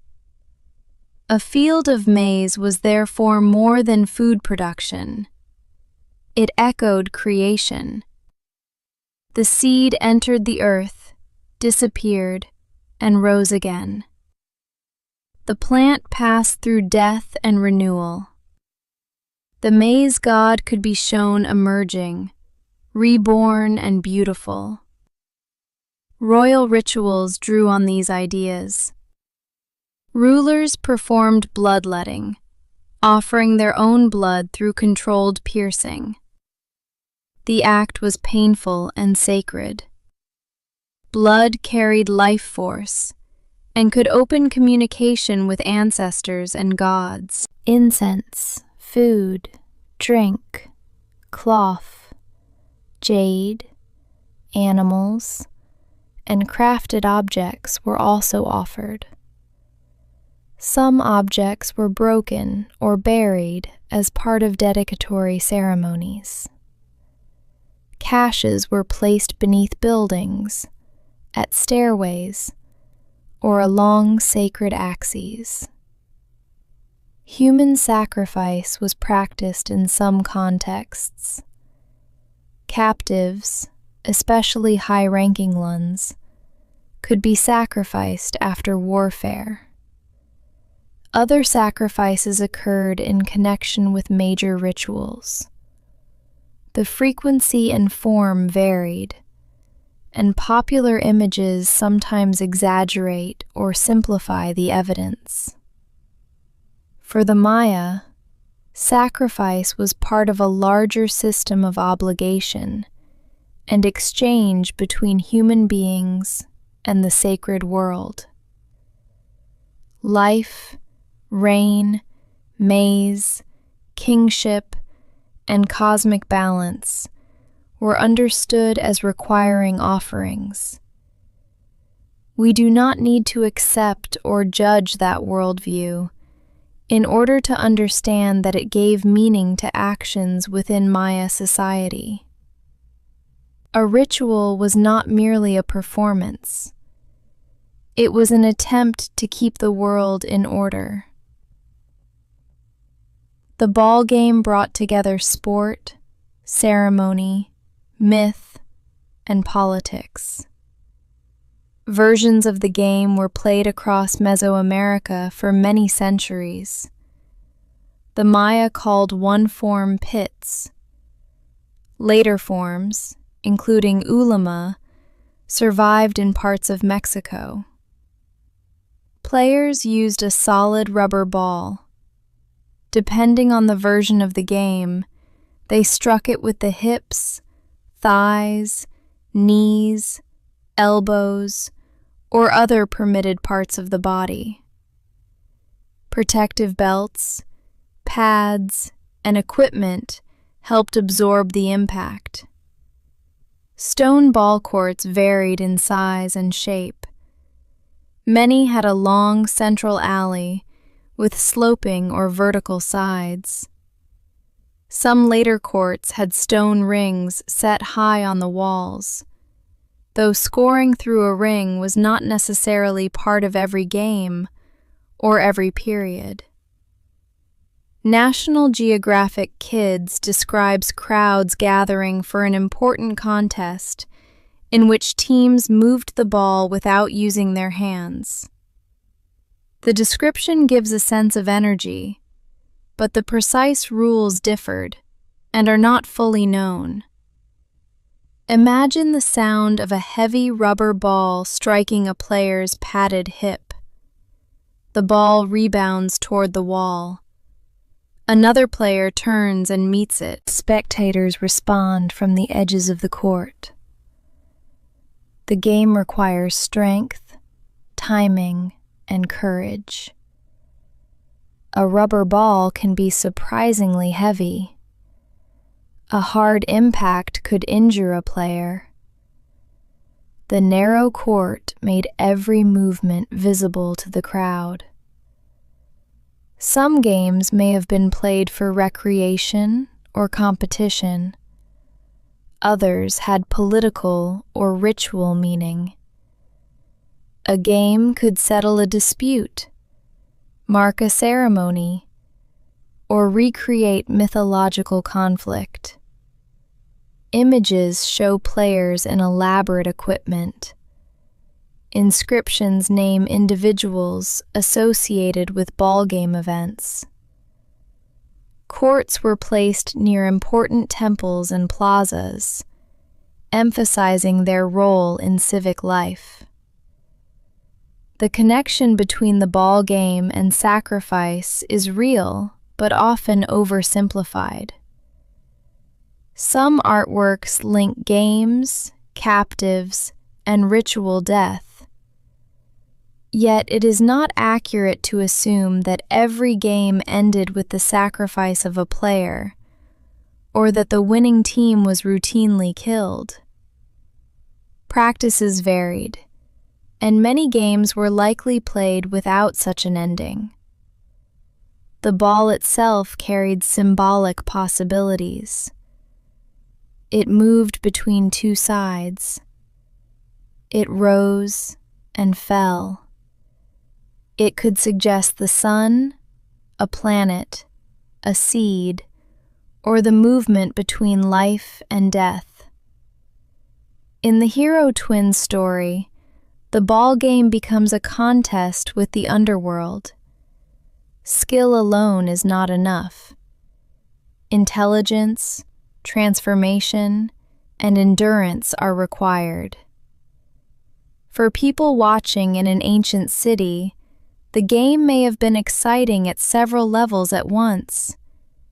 It was physical competition, public theater, political display, and a reminder of sacred stories. When the game ended, the court remained. Rain fell on the stone alley. Grass grew in cracks. Another generation repaired the walls. And centuries later, archaeologists found the shape of the court and recognized that a game once filled the space with movement. Living in the Maya lowlands required careful attention to water. The region could be green and humid, yet water was not always easy to obtain. Rain fell heavily during part of the year, but the dry season could last for months. In many parts of the limestone lowlands, there were few permanent surface rivers. Water disappeared into the ground, leaving communities dependent on lakes, wetlands, cenotes, natural depressions, and constructed reservoirs. A city such as Tikal did not stand beside a great navigable river. Its people captured rainwater in reservoirs. Plastered surfaces and channels directed water toward storage areas. During the wet season, the city collected what it would need during the dry months. Water management was therefore a public responsibility and a source of political power. A ruler who organized reservoirs, dams, canals, or cleaning could help a population survive. A failure of rainfall or maintenance could become a crisis. In the northern Yucatan, cenotes offered access to groundwater. Settlements often grew near these natural wells. At Chichen Itza, the great sacred cenote became a place of offerings as well as a water source. Object and human remains found there show its ritual importance. In wetland zones, the challenge was sometimes too much water rather than too little. Farmers drained fields, raised planting surfaces, and adjusted cultivation to seasonal flooding. On hillsides, terraces reduced erosion and created flatter soil.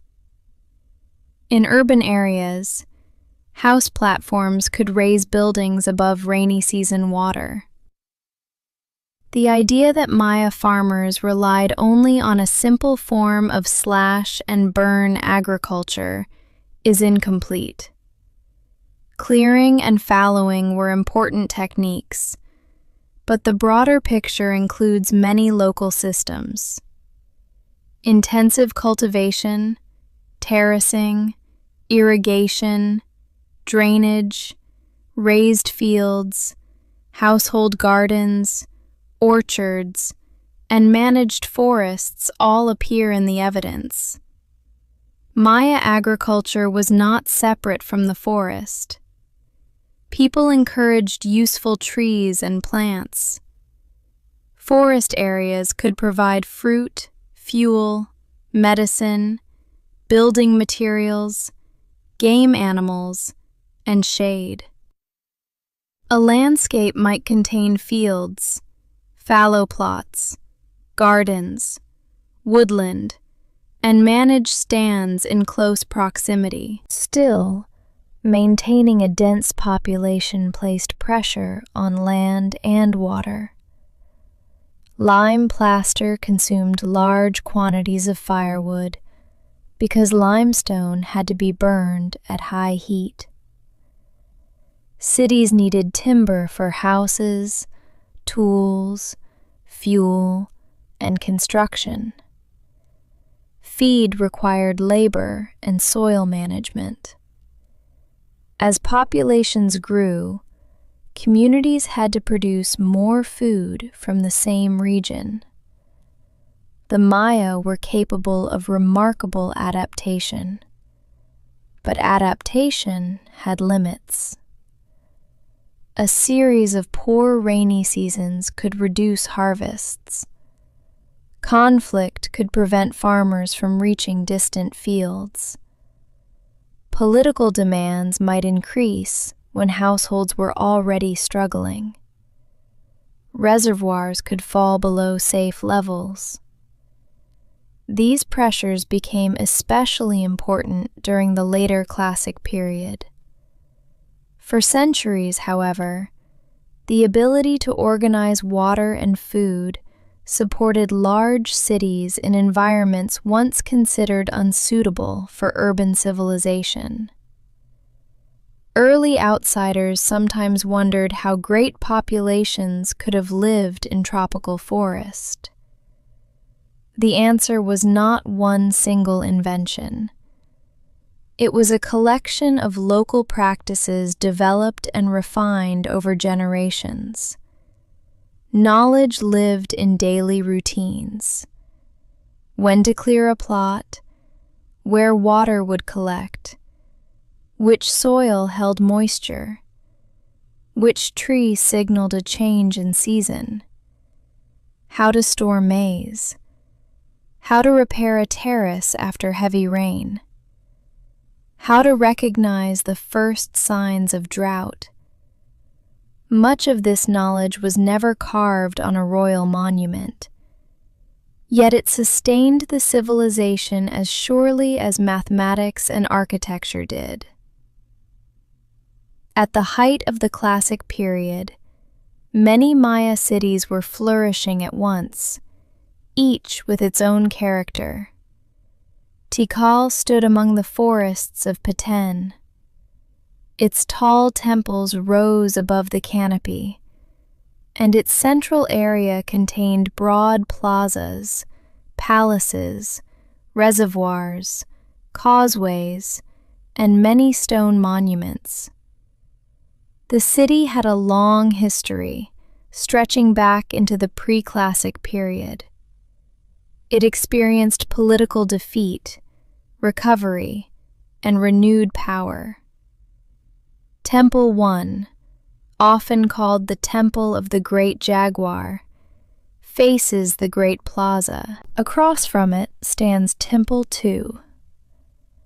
Behind and around them are acropolias, palace groups, and older structures accumulated over centuries. Farther away, Temple 4 rises even higher, its roof comb visible above the trees. To walk through Tikal today is to move between forest and stone. In ancient times, the experience would have been different. Plazas were open and maintained. Buildings were plastered and painted. Nearby neighborhoods were filled with houses and gardens. Causeways connected parts of the city. Calakmul, Tikal's great rival, lay to the north in what is now Mexico. It was a vast center with many monuments and a powerful dynasty identified with the snake emblem. Calakmul built alliances across the lowlands and defeated Tikal in the 6th century. For generations, the rivalry between the two cities shaped regional politics. Palenque occupied a dramatic setting near the edge of the Chiapas highlands. Water flowed through the city, and builders created channels and aqueducts. Its palaces and temples are known for elegant proportions, fine stucco, and long inscriptions. One of Palenque's best-known rulers was Kinich Janab Pakal, often called Pakal the Great. Works associated with his reign and later memory include monumental buildings, long inscriptions, and a famous jade funerary mask. Through this rich artistic record, historians have recovered an unusually detailed view of a Maya royal dynasty. Copan lay in a fertile valley in what is now western Honduras. Its sculptors produced some of the most detailed royal monuments in the Maya world. The city's hieroglyphic stairway carries one of the longest known Maya inscriptions, recording dynastic history across many carved steps. Copan's political story changed dramatically in AD 738, when its ruler, Waxaclajun Uba Kawil, often called 18 Rabbit, was captured and executed by the ruler of Quirigua, a city that had once been subordinate. Quirigua then entered a period of independence and monumental construction. Yaxchilan stood beside the Usumacinta River. Its carved lintels preserve scenes of rulers and royal women performing rituals. These images include bloodletting and visionary ceremony. The imagery is intense, but it also shows that noble women could occupy central political and religious roles within court life. Bonampak, connected politically with Yaxchilan, is known for its murals. In painted rooms, nobles appear in ceremony, musicians play, warriors fight, and captives await their fate. The murals transform an ancient court into a crowded and colorful human scene.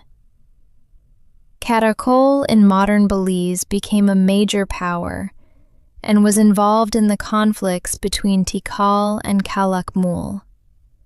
Its causeways and settlements spread over a broad area. Reservoirs and agricultural terraces supported a large population. In northern Yucatan, Uxmal became famous for Puuc architecture.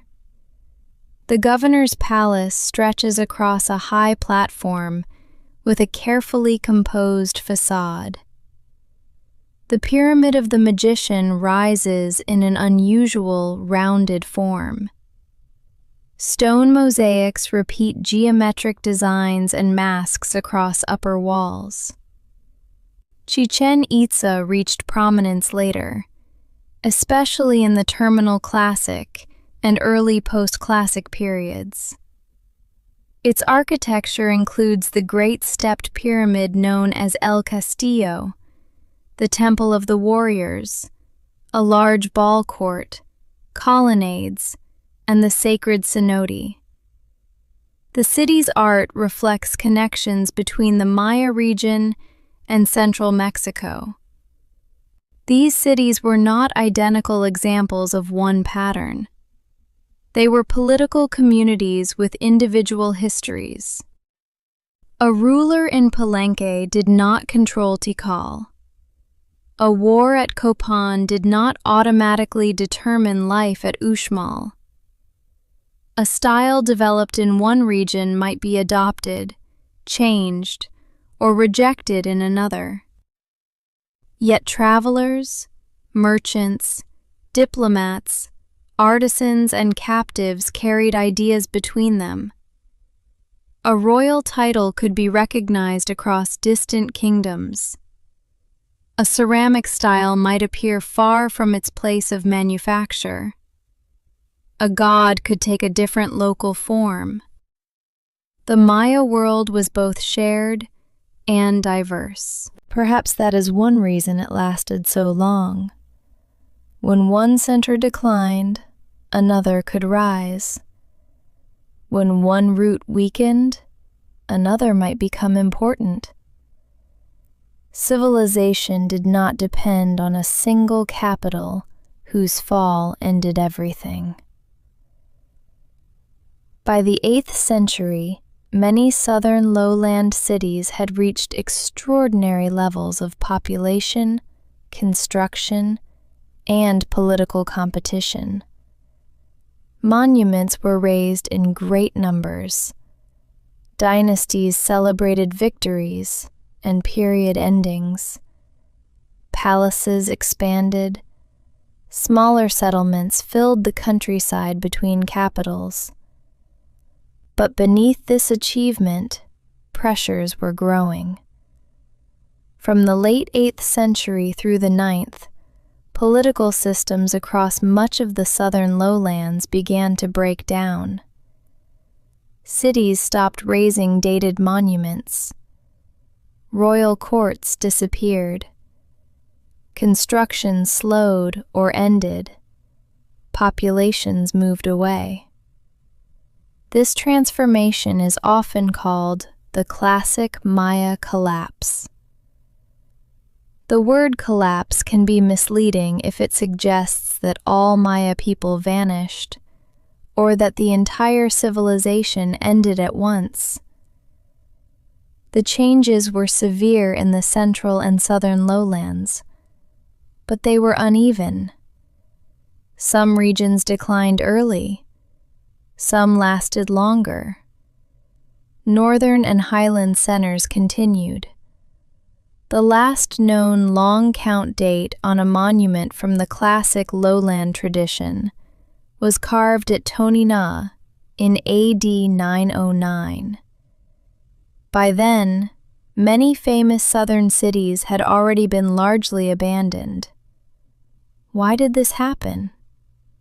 There is no single answer accepted for every place. For many years, scholars proposed one cause after another. Some blamed invasion, some imagined peasant revolt, some emphasized disease, trade disruption, soil exhaustion, or political failure. Modern research generally points toward interacting causes. Warfare became intense in several regions. Rival kingdoms attacked one another, captured rulers, and disrupted alliances. Political fragmentation made cooperation more difficult. A system built around divine kingship could lose credibility when rulers repeatedly failed to protect cities or secure prosperity. Population growth increased demand for food, fuel, water, and land. Forest clearing and intensive agriculture may have reduced resilience in some areas. Soil could erode. Distant fields required more labor. A poor harvest affected more people when populations were dense. Climate evidence indicates that the Maya region experienced serious droughts during parts of the terminal classic period. Drought would have been especially dangerous in cities dependent on seasonal rainfall and reservoirs. A few dry years could be managed. Repeated or prolonged drought could empty water stores and destroy crops. These environmental stresses did not act alone. Drought could increase political conflict. War could prevent communities from adapting to drought. Food shortages could weaken royal authority. Migration could reduce the labor available to maintain reservoirs and terraces. The system may have entered a cycle in which each problem made the others harder to solve. Imagine a city at the beginning of a long, dry season. The reservoirs are lower than usual. The previous harvest was poor. A neighboring kingdom demands tribute. Farmers are called away for war or construction. Royal ceremonies promise rain, but the sky remains clear. Families begin leaving for areas with more reliable water. The court has fewer resources. Buildings are not repaired. Trade becomes uncertain. No single event ends the city. Instead, confidence, population, and organization slowly drain away. In some places, the process may have been rapid and violent. In others, it may have taken generations. A palace could be abandoned while common families remained nearby. People might reuse elite rooms as temporary shelters. A once maintained plaza could become overgrown. The end of royal monument building is easier for archaeologists to see than the experiences of ordinary families. A ruler's disappearance creates a gap in inscriptions. A household's relocation may leave only a final cooking vessel or an unrenewed floor. The people did not simply disappear into mystery. They moved. They reorganized. They joined other communities. They carried languages, farming knowledge, stories, and beliefs to new places. The classic political order collapsed in much of the lowlands, but Maya life continued. After AD 900, power shifted toward the northern lowlands, coasts, and highlands. This era is called the post-classic period. It was once described unfairly as an age of decline, as though Maya civilization had lost all creativity after the southern cities were abandoned. In reality, post-classic communities developed new political forms, trade networks, artistic styles, and urban centers. Chichen Itza remained one of the most important northern cities for a time. Its buildings and imagery reveal a cosmopolitan center connected with distant regions. Merchants moved along the coasts. Sea trade became increasingly significant. After Chichen Itza declined, Mayapan rose to power in northern Yucatan during the 12th century. The city was enclosed by a wall and governed through relationships among elite families. Its influence extended across much of the peninsula, though local towns retained their own leaders. Mayapan eventually fell in the 15th century after conflict among powerful lineages. The northern lowlands then divided into smaller provinces. This political fragmentation was the situation the Spanish encountered in the 16th century. In the Guatemalan highlands, strong kingdoms developed. The Quiché built their capital at Cumarcaj. The Kaqchikel established Iximché. The Mam ruled from centers including Zaculeu. These highland states occupied defensible locations and engaged in war, alliance, tribute, and trade. Post-classic cities often stood on hilltops or ridges, protected by ravines, walls, and ditches.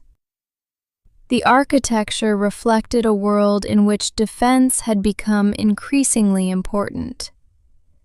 Markets continued to thrive. Spanish descriptions of highland towns mention permanent market plazas, with officials who enforced rules, settled disputes, and collected taxes.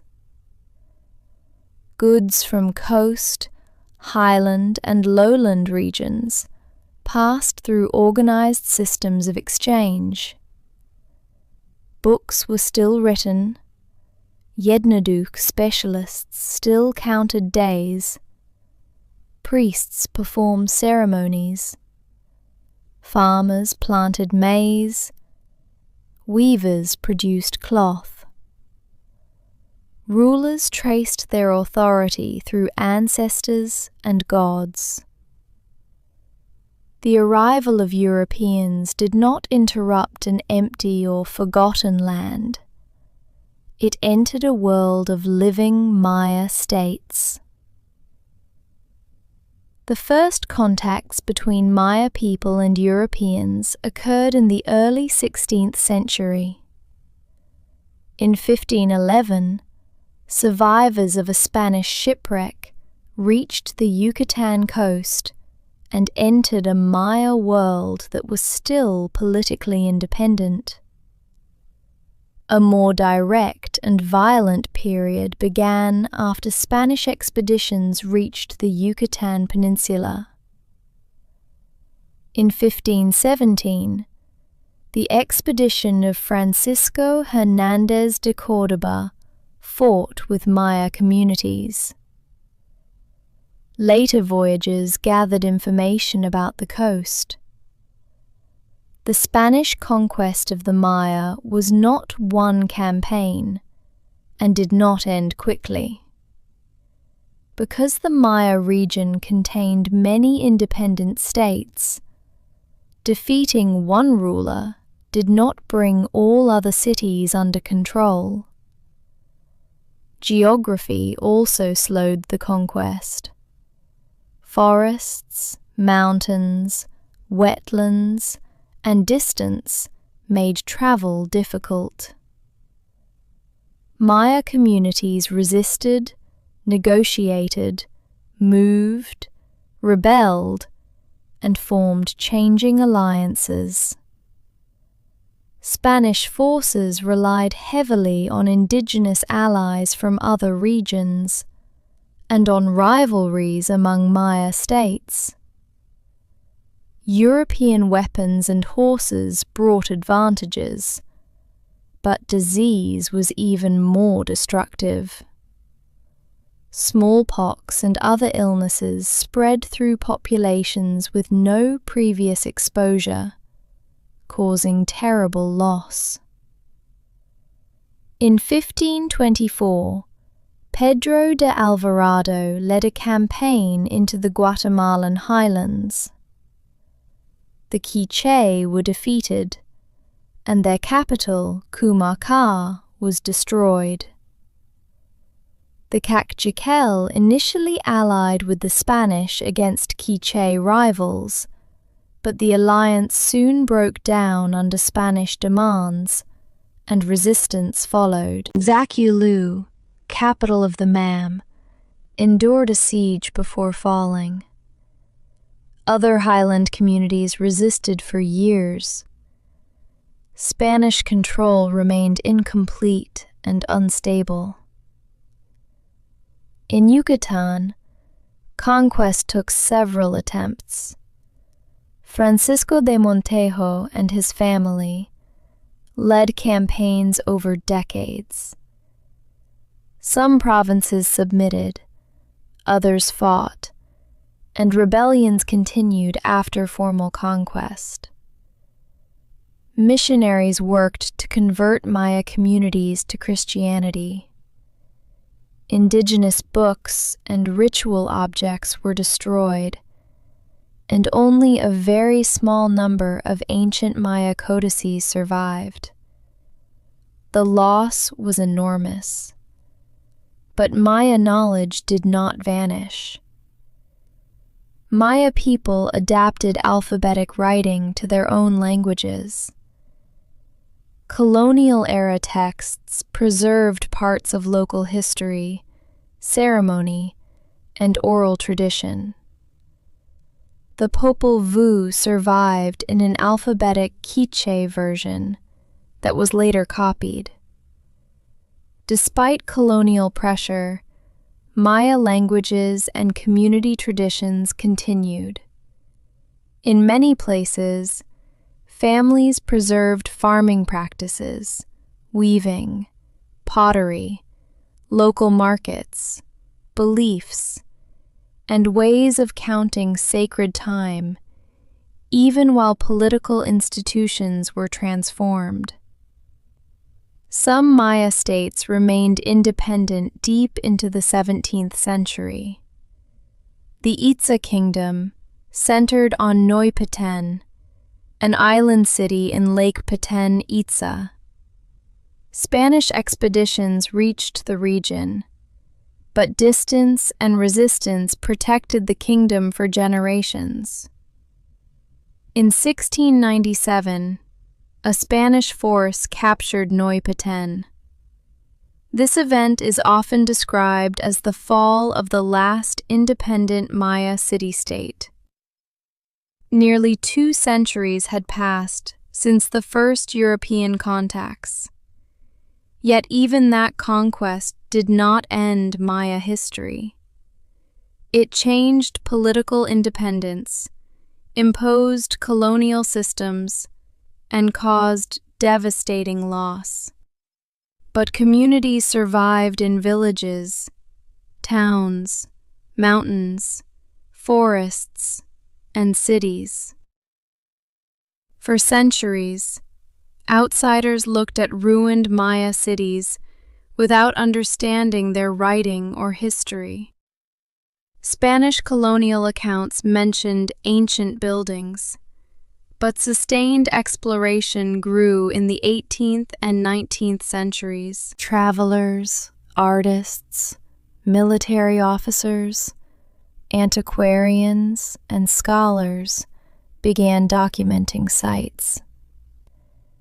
In the 1830s and 1840s, the American traveler John Lloyd Stephens and the English artist and architect Frederick Catherwood visited Maya ruins in Central America and Yucatan. Stephens wrote vivid accounts, while Catherwood produced detailed drawings using careful observation and optical instruments. Their publications introduced many readers in Europe and the United States to cities such as Copan, Palenque, Uxmal, and Chichen Itza. They argued that the ruins had been created by the ancestors of indigenous peoples of the region, not by some imagined lost civilization from overseas. This may seem obvious now, but 19th century writers often invented theories that denied indigenous achievement. The careful documentation by Stephens and Catherwood helped challenge such ideas. Archaeological work expanded in the late 19th and 20th centuries. Researchers mapped buildings, cleared vegetation, excavated structures, copied inscriptions, and studied pottery and sculpture. The surviving architecture and art became central sources because tropical conditions had destroyed so much wood, cloth, paper, and other organic material. Photography, careful drawings, and casts made it possible to compare monuments from distant cities. A carved date at one site could be placed beside a similar date at another. Repeated titles and signs began to form patterns. The decipherment of writing transformed archaeology. Once texts could be read, the ruins were no longer treated only as examples of architecture. They became places connected with named rulers, recorded wars, alliances, ceremonies, and dynastic change. A temple could be considered together with the inscription on its stairway. A stone portrait could be connected with a date. A painted vessel could identify the kind of drink it once held. A monument could name the ruler who ordered it. The evidence remained incomplete, but separate fragments began to speak to one another. Much of what is known about the ancient Maya still comes from the buildings and works of art that survived. Palaces reveal the spaces of royal courts. Pyramids and temples show the importance of ritual construction. Plazas show where large gatherings could occur. Ball courts preserve the settings of ceremonial games. Reservoirs and channels reveal the importance of managing water. Smaller objects add another scale. Pottery shows scenes of feasting, writing, music, and myth. Obsidian blades point toward trade and practical work. Jade ornaments reveal value and rank. Stone tools and grinding surfaces recall the daily preparation of food. Inscriptions give names and dates. Yet archaeology also reminds us of what texts often leave out. Royal monuments usually speak about rulers. Houses, cooking vessels, fields, and workshops bring ordinary families back into the story. The forest can make a city seem empty and timeless. But the buildings were once repaired, repainted, entered, and crossed every day. The roads carried travelers. The plazas held crowds. Water moved through channels. Smoke rose from homes around the ceremonial center. To study a Maya city is therefore to bring together many kinds of surviving evidence: stone and soil, images and words, royal history and household life, the visible monument and the quieter remains around it. Even when the evidence is incomplete, each carefully recorded object can add a small piece to the larger history. The modern Maya world is large and diverse. Well over 6 million Maya people live in the same broad region where their ancestors built ancient cities. Southern Mexico, Guatemala, Belize, and parts of Honduras and El Salvador. They do not form one single community, and they do not all speak one language. More than 28 Mayan languages survive. This is an important part of the story. The Maya are not a vanished people known only through ruins. Ancient kingdoms changed. Many great cities were abandoned. Spanish conquest ended the independence of the remaining states. Yet Maya families and communities continued to live across the region. Languages carried memory from one generation to another. A language can hold the names of plants and places. It can hold greetings used between relatives.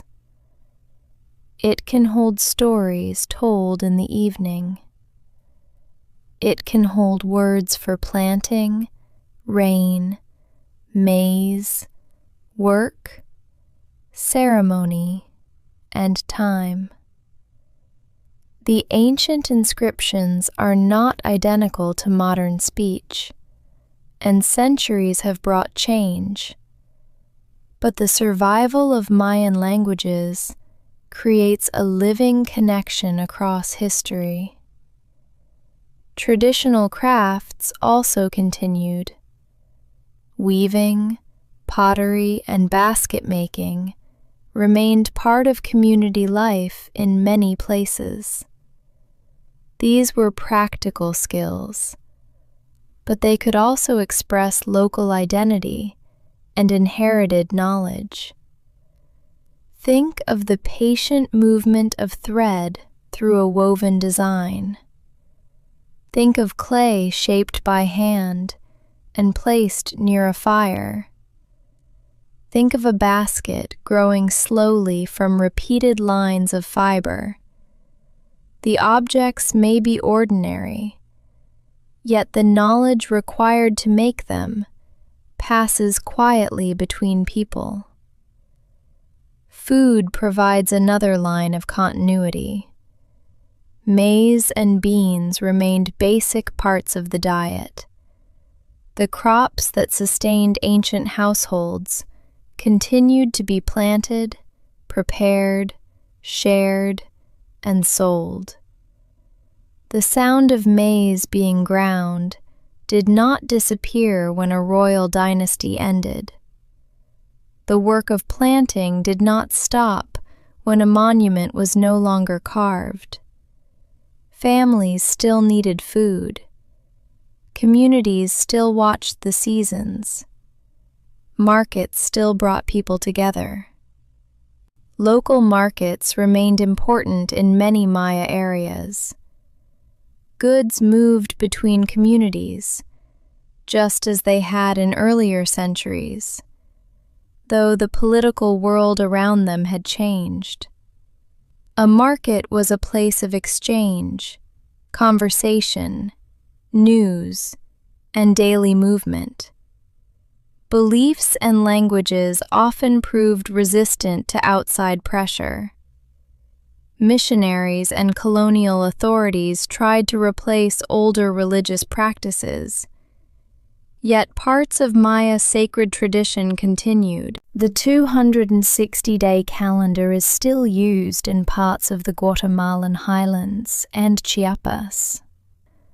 Its survival is remarkable.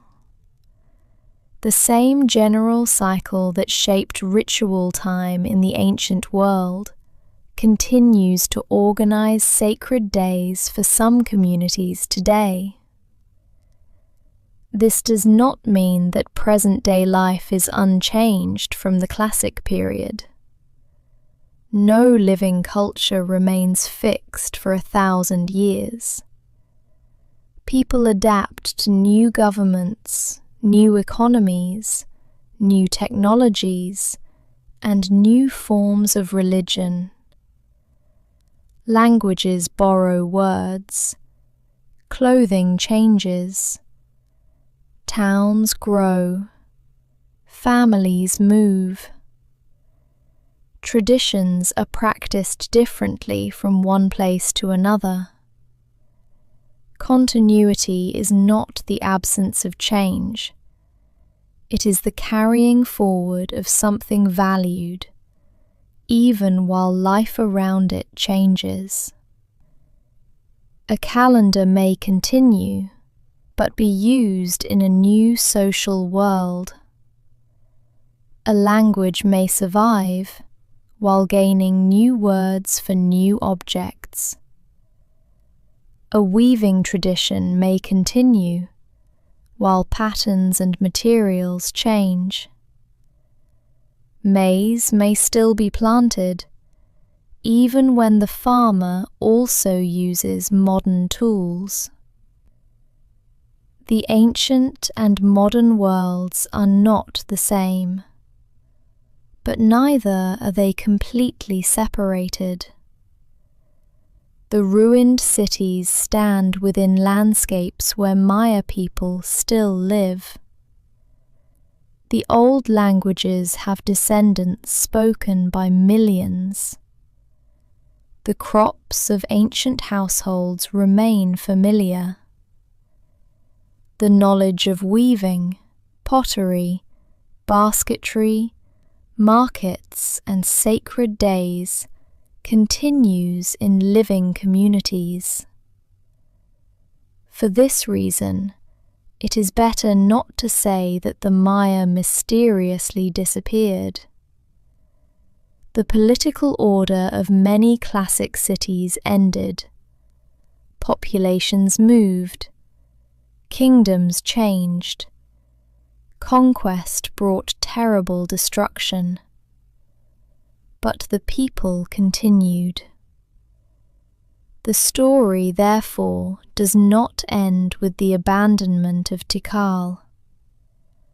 It does not end with the fall of Nohpeten. It does not end when the forest grows around a temple. The Maya story continues wherever Mayan languages are spoken and Maya communities live. It continues in ordinary mornings, in meals prepared from maize and beans, in markets opening for the day, in woven cloth, clay vessels, and baskets made by practiced hands, in sacred days counted within an old cycle. And in the simple fact that millions of Maya people remain part of the present, not only the past. We might now return, in imagination, to the ancient landscape. The day is beginning in a lowland village. A pale light appears above the trees. Birds call from the canopy. Smoke rises from a household hearth. Someone grinds maize on a stone surface. Water is carried from a reservoir or well. A farmer checks the sky before walking toward the fields. The city centre is still quiet, but workers are already moving. A plastered floor needs repair. A merchant prepares goods. A scribe opens a folded book. A guard looks along a causeway. As the sun rises, the upper walls of temples become bright. The lower rooms remain in shadow. People cross the plaza. Some carry baskets. Some bring tribute. Some have travelled from nearby settlements. The sounds grow.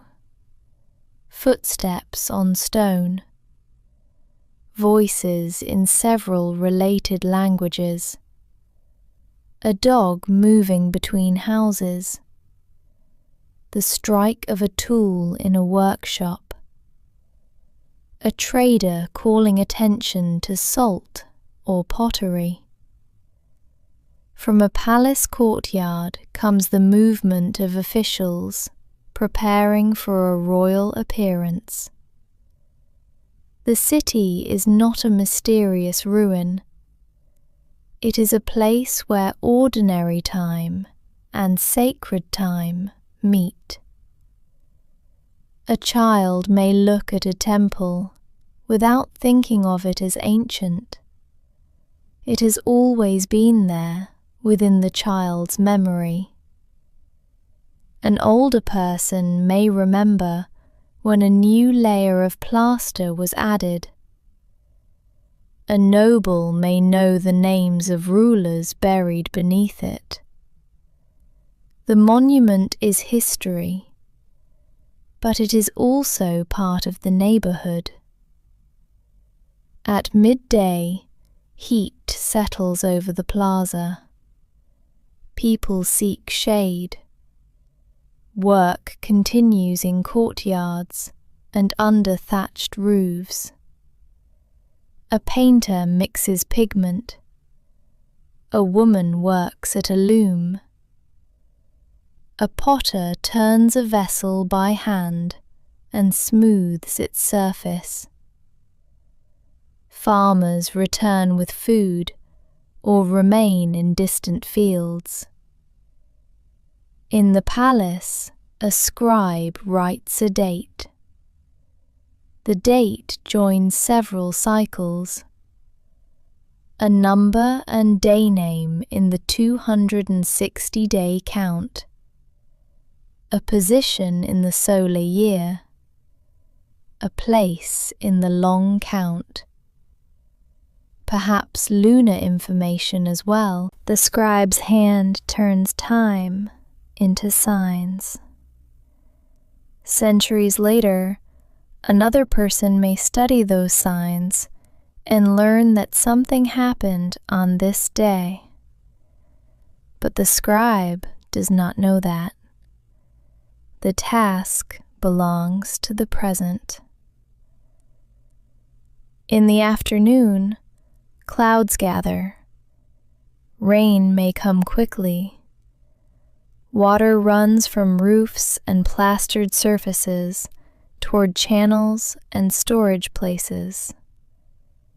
The rain cools the stone and darkens the earth.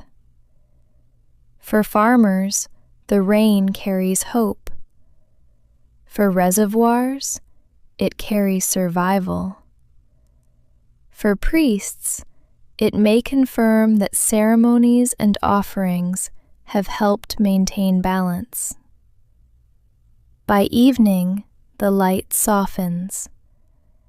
People return toward their homes.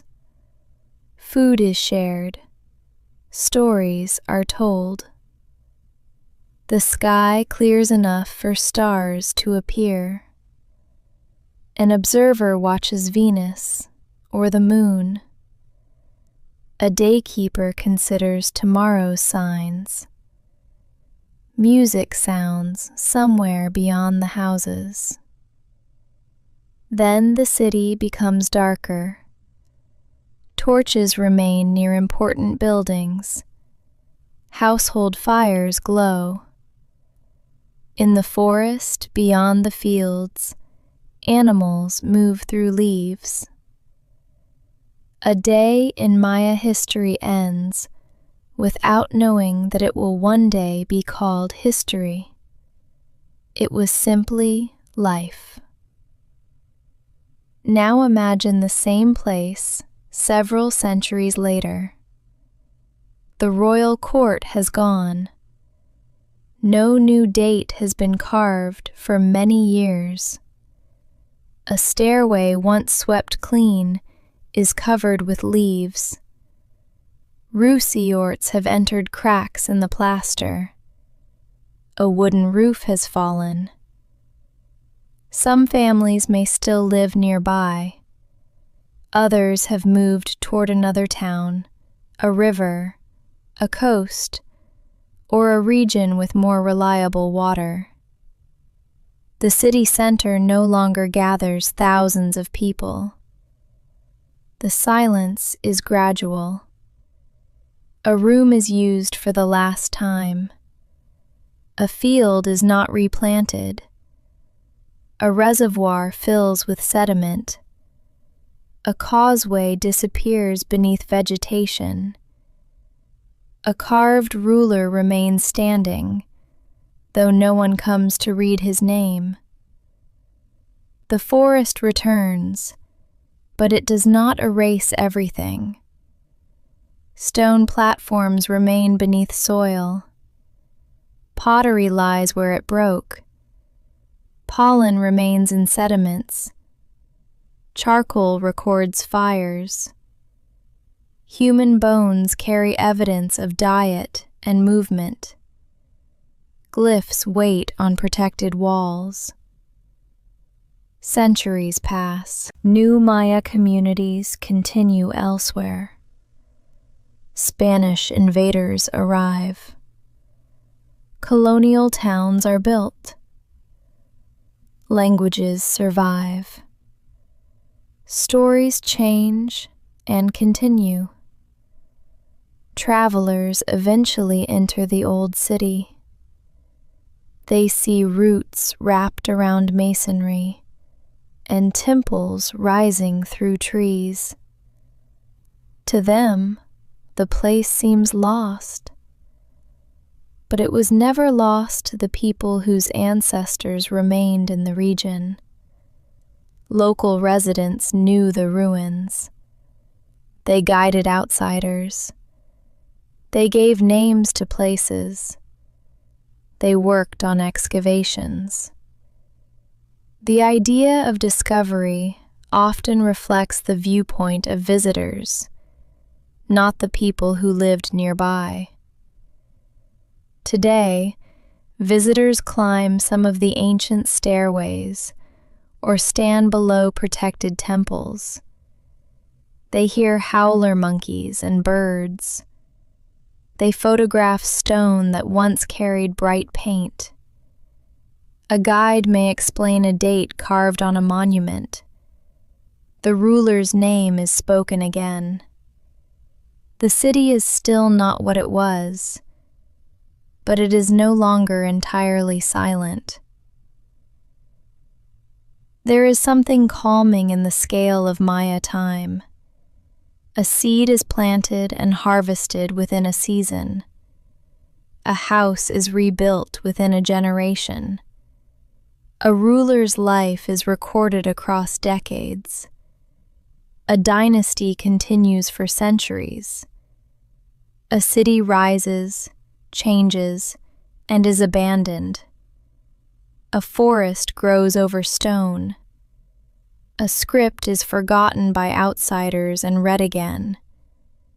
A language is carried from parent to child for thousands of years. The Maya understood time as overlapping cycles. Their calendars returned again and again to familiar combinations, while the long count continued forward without losing the past. Their buildings also contained cycles. A new temple covered an older one. A new ruler stood above the burial of an ancestor. A ceremony renewed an obligation first performed generations before. Change and continuity were not opposites. They belonged together. This may help us understand why speaking of a single collapse is never enough. Political systems ended. Great cities were abandoned. Books were burned. Communities suffered conquest and disease. And still, the story continued. The survival of Maya people is not a small final note after the history of ruins. It is one of the central facts of the history. When we look at Tikal, Palenque, Copan, Uxmal, or Chichen Itza, we are looking at the work of ancestors whose descendants remain part of the modern world. The temples are evidence of achievement. The living languages are evidence of endurance. Let us slowly gather the long story we have followed tonight. The Maya region stretched across southeastern Mexico and northern Central America, through lowlands, highlands, forests, coasts, and plains. Early communities cultivated maize, beans, squash, chili peppers, and other crops. Villages became towns. Towns became cities.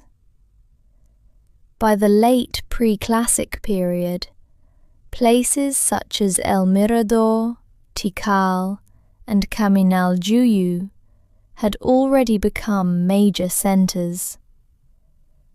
During the classic period, Maya city-states built temples, palaces, reservoirs, roads, and monuments. Kings and queens governed through dynasties, alliances, ritual, and war. Tikal and Calakmul competed for influence. Palenque, Copan, Caracol, Yaxchilan, Bonampak, Quirigua, and many other cities created their own histories. Farmers supported urban life. Artisans worked in clay, stone, jade, shell, wood, cotton, and pigment. Merchants carried salt, obsidian, cacao, feathers, cloth, and information across long distances. Scribes developed a logosyllabic writing system capable of recording spoken language and detailed history. They wrote on stone, pottery, walls, wood, shell, bone, and folded bark paper books. Mathematicians used dots, bars, and a sign for zero. Calendar specialists combined a 260-day ritual count, a 365-day year, the calendar round, and the long count. Astronomers observed the sun, moon, Venus, and other celestial cycles. Religious life connected people with gods, ancestors, maize, rain, caves, mountains, and sacred time. The ball game joined physical skill with public ceremony and mythology. In the later classic period, warfare, political instability, population pressure, environmental strain, and drought contributed to the abandonment of many southern lowland cities. Yet Maya civilization continued in the north, along the coasts, and in the highlands. Post-classic states, such as those centered at Chichen Itza, Mayapan, Kumarca, Iximche, and Zaculeu, developed new forms of power and trade. Spanish conquest unfolded over many generations. Disease and colonial violence caused devastating loss. Books and sacred objects were destroyed. The last independent Maya city-state, Nohpeten, fell in 1697. But the Maya people did not disappear. Their descendants continued speaking Mayan languages, cultivating land, weaving cloth, counting sacred days, adapting religious traditions, and maintaining communities. Today, millions of Maya people continue that history. And now, the ancient cities may begin to grow quieter in your thoughts. The plazas empty beneath the evening sky. The last light rests on the upper stones of a temple. Beyond the city, maize leaves move gently in the air. A path disappears between trees. Somewhere, water lies still in a reservoir. Somewhere, a folded book is closed for the night.